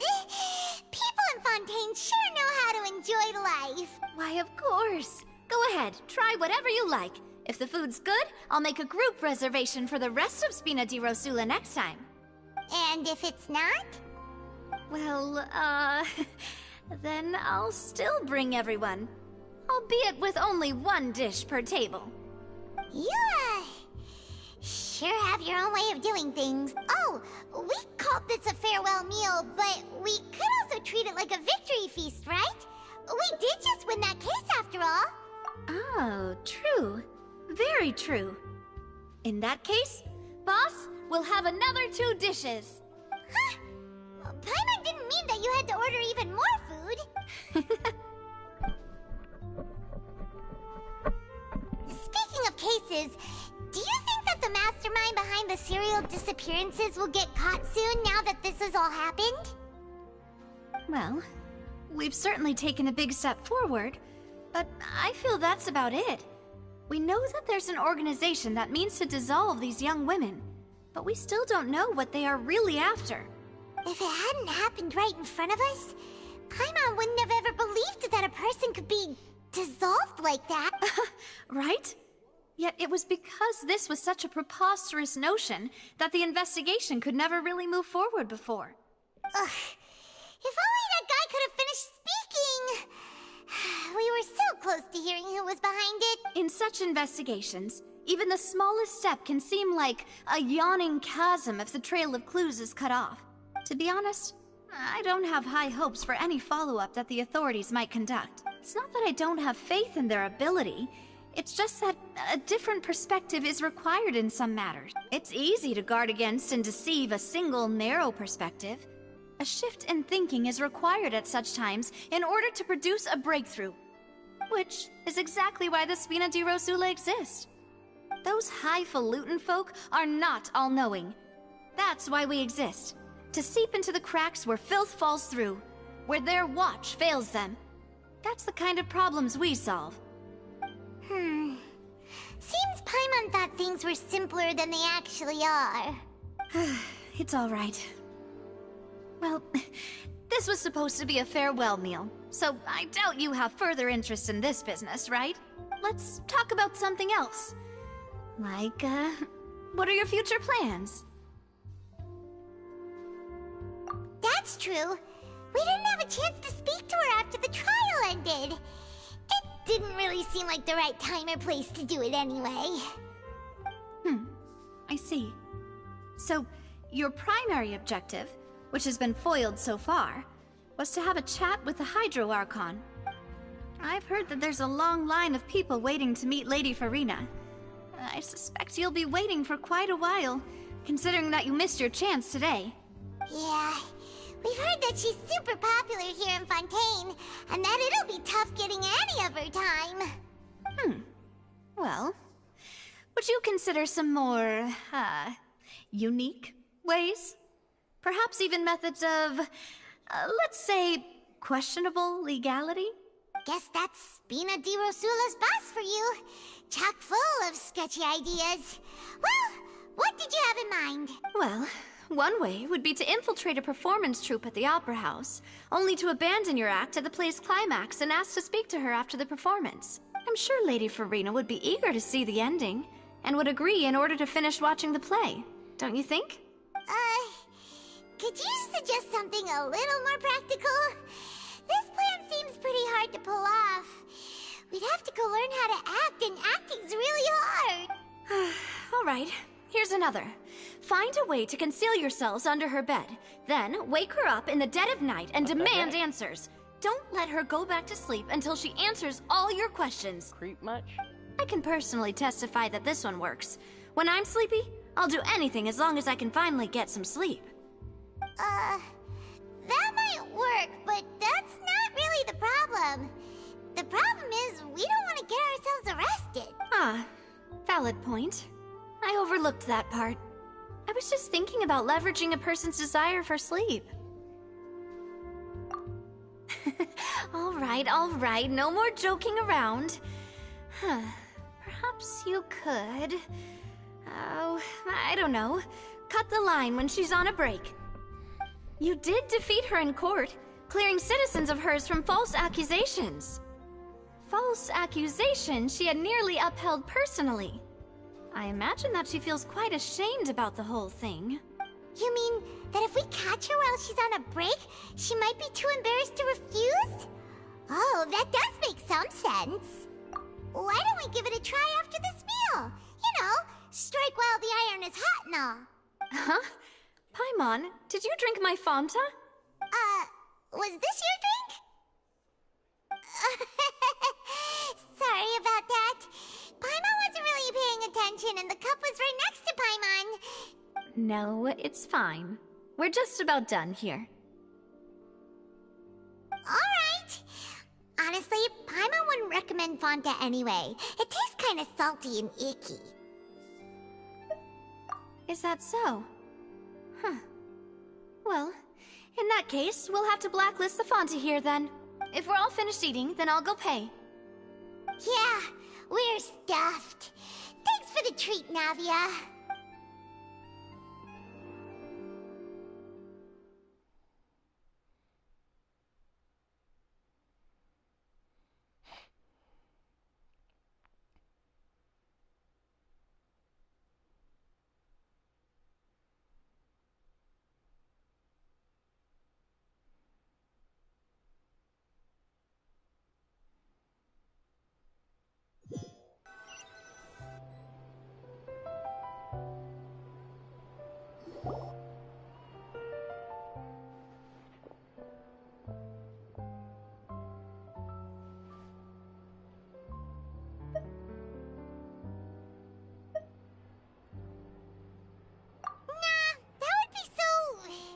Normal. You know, like you. Okay. As for expenses this month, we're left with... Hey, Navia! What are you doing over there? Oh, nothing. It was just a meal, you know? Nothing the Spina di Rosula can't cover. Let's get ready to try to meet the Hydro Archon again. Bye, Navia! So this is goodbye, huh? Well, if you do encounter any other trouble in Fontaine, you're always welcome to contact the Spina di Rosula. I'll give your requests the highest priority. In any case, I wish you smooth sailing. I'll see you again, partner. See ya!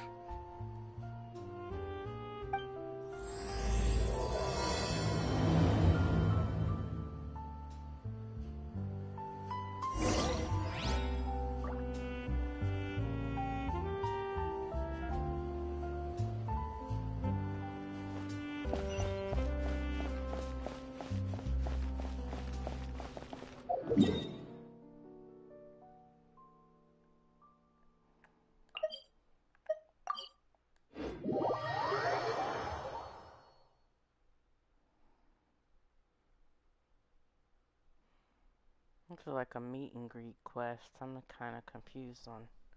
Maybe it's one of. I don't remember having to pick this quest.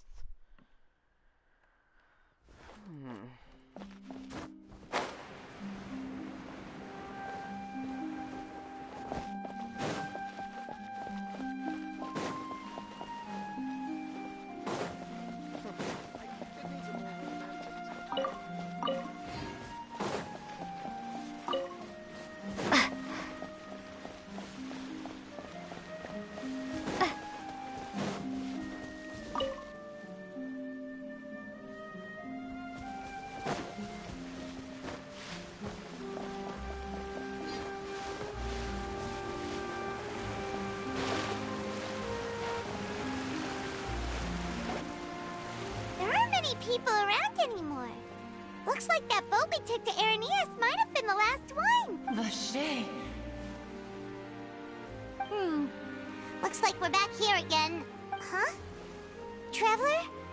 Are you hearing voices again? Ugh. kinda spooky. Vache? Vache. Hey, why are you still walking towards it? There might be something nasty in the water. Huh? Hang on. Paimon can kinda hear a voice. It's calling for Vache, right? Hey, traveler? Stop walking! Come on, wake up! Vache.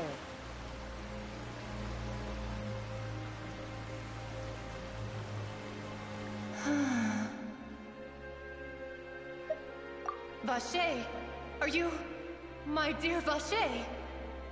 No, wait. You seem to be someone else. Do you know Vache? Do you know where my love is? Wait. Who am I? I'm very sorry. I fear I do not know. My memories feel like they have been washed away like a flood. So many fragments dissolved amidst the tide, never to be recovered. How much have I lost? How many things that I once held dear while on land have I since forgotten? Yes, that is what I was once. But now, I am but the consciousness of one who is lost, therefore. I do not know how I came to be like this either. I only vaguely remember being covered in light blue water, and then all grew dim. I also remember going to many places. I loved adventure, loved exploring places of peril. No matter where I went, Vache would go with me. I knew how dearly he loved me, and I also loved him equally as much. But now, we can no longer go back. The pain of such parting, I never knew how heavy it could be. No, our reunion no longer has any meaning. There is no way for us to create any new memories. The thought of me gives him no succor. So let it lie forgotten beneath the waters. If you meet Vache, tell him not to look for me. Tell him to move on. That is the only thing I still remember. Perhaps that is so. As I was submerged in the waters, losing consciousness, I saw Vache above the surface. His eyes were filled with such sorrow, such longing. If only I could have comforted him, told him that I did not suffer. Indeed, I had felt a great... Is that what you call it? Dissolving? If anything, I consider it a form of release. It was a state of neither fear nor frenzy, with only an endless peace, like the water's still surface. I could also liken it to being a thirsty person who drinks water for the first time, and only then sees how they have lived for so long in a world of endless want and anxiety. I think I hear your companion. It's time for you to go, I think. Farewell, then. I am glad that you were able to sense my presence. Remember, if you see Vache, tell him not to seek me out any longer.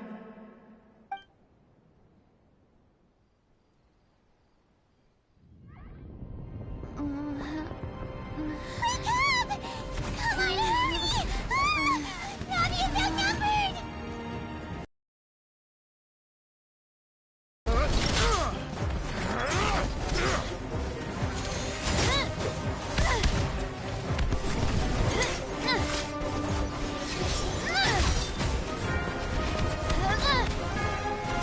Demoiselle, look out! What the? Dear God, it's a whole army of Gardamex.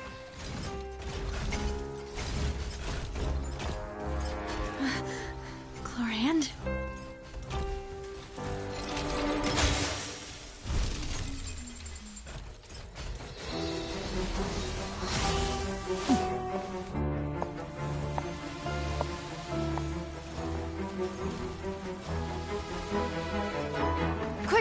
chance!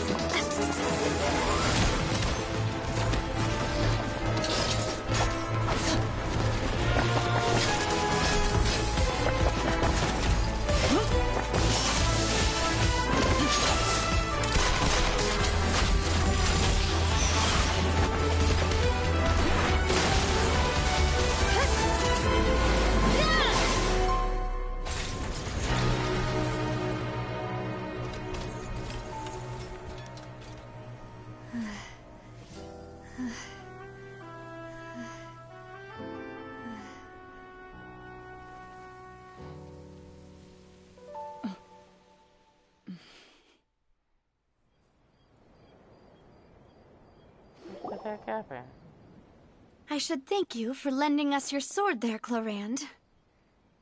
But before I do so, could you explain how you managed to show up here? I followed you. It seemed to me that danger has followed you more closely as of late. I believe that following someone without their knowledge is actually called stalking, is it not? Mr. Callus's last wish was for me to ensure your safety, and I will not betray his trust. He would do the same, were he alive today. Do not speak of my father! Sorry, demoiselle. I was not strong enough. Thank you for your aid, Miss Clarand, but do keep an eye out for your manner of speech. I believe we all wish to avoid unnecessary emotional harm. Sorry, I did not consider your feelings. Whatever. What else do you know? How did you come to the conclusion that I'd be in grave danger? I doubt I know much more than you. But I believe that the mastermind behind the serial disappearances is very powerful. Your performance tonight will almost certainly attract their attention. Huh. I'm sure they've known about me. To be honest, I'm shocked it's taken them this long to act against me. And what about these Gardamex? I thought only those associated with the Maison Gardiennage could control them. None of these mecha have serial numbers. I was sure to check a moment ago. They are not the ones used by the authorities to enforce the law. I can only conclude that some powerful or wealthy party must have obtained them via illegal means, deploying them as a private force of sorts. What? Your point being that they're out of Spina di Rosula's league, then? Yes. Be careful, and do not act rashly. I will continue investigating no matter what. We will bring the truth to light. That's my father's true last wish. Regardless, thank you for your help today, Clarand. But if you get any ideas, tell me first. I don't much appreciate being followed. I do not think that they'll strike again anytime soon. So I shall stop following you. Good day, all.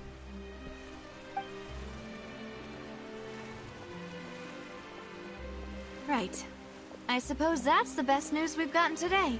Demoiselle, I believe that Miss Clarand was being sincere with you. If we try... I know, she's... Oh,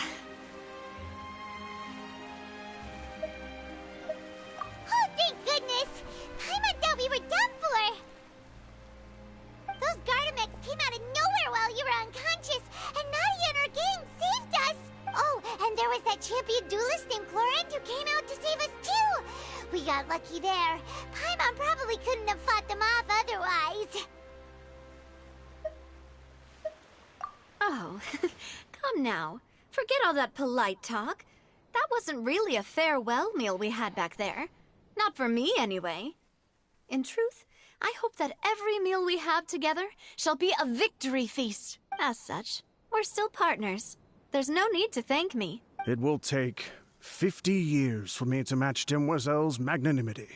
If it were me, I would have joined the Spina di Rosula on account of her goodwill long ago. All right, you two. That's enough. Actually, Navia, how did you know that we were in danger? You sure did show up in the nick of time. Well, to be honest, you're the one who tipped us off, Paimon. Huh? Really? Paimon contributed somehow? Cool, Paimon's even more amazing than she thought! Yes, all thanks to you grabbing my drink by mistake. How did that help? After we parted ways, I was on the way back to one of our bases when I suddenly thought of what you said. That the Fanta tasted kind of salty and icky. Fanta only comes in sweet flavors, so how could it have tasted salty? The color of the drink, if I recall, had also been a bit off. So the Fanta had been spiked with water from the primordial sea? Yes. So, if you hadn't drunk that cup for me... Spina di Rosula is preparing the grandest of awards for you as we speak for saving the boss. Huh. Really?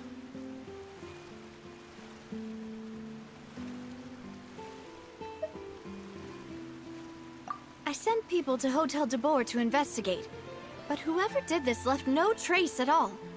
That's when I figured out that you might be in danger, and hurried here as quickly as I could. But why would they go after us too? All we did was defend Linny in court and help clear his name. Ugh, now we're caught up in this mess too, aren't we? Well, you did foil a plan that they were probably pretty proud of, and almost got their name in the process. Speaking of which, did anything strange happen when you drank the primordial seawater? Well, it can't be coincidence that the traveler fainted just now. She said that she heard that voice calling for Vache again. Oh, and this time Paimon heard it too, but it was real faint. Does this situation have to do with the primordial seawater then? Does that mean the primordial seawater raises someone's sensitivity to hydro when it's used on people who are not from Fontaine? That doesn't sound like too much of a bad thing, to be honest. New intel? While you were out cold? Well, let's hear it, shall we?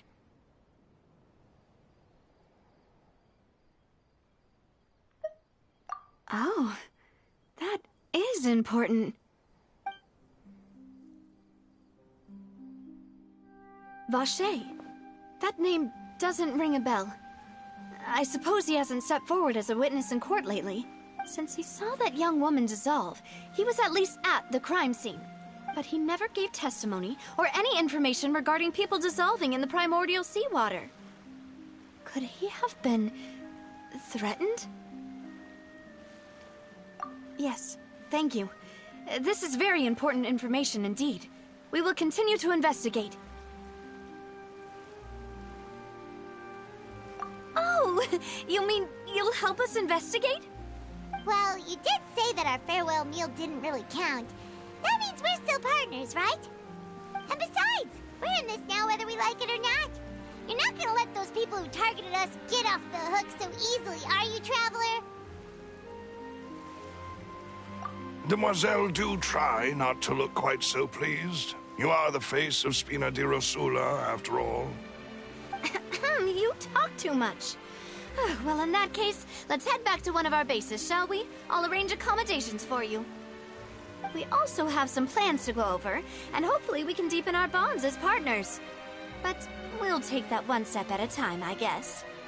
Don't worry, you two. With us around, our base is definitely secure.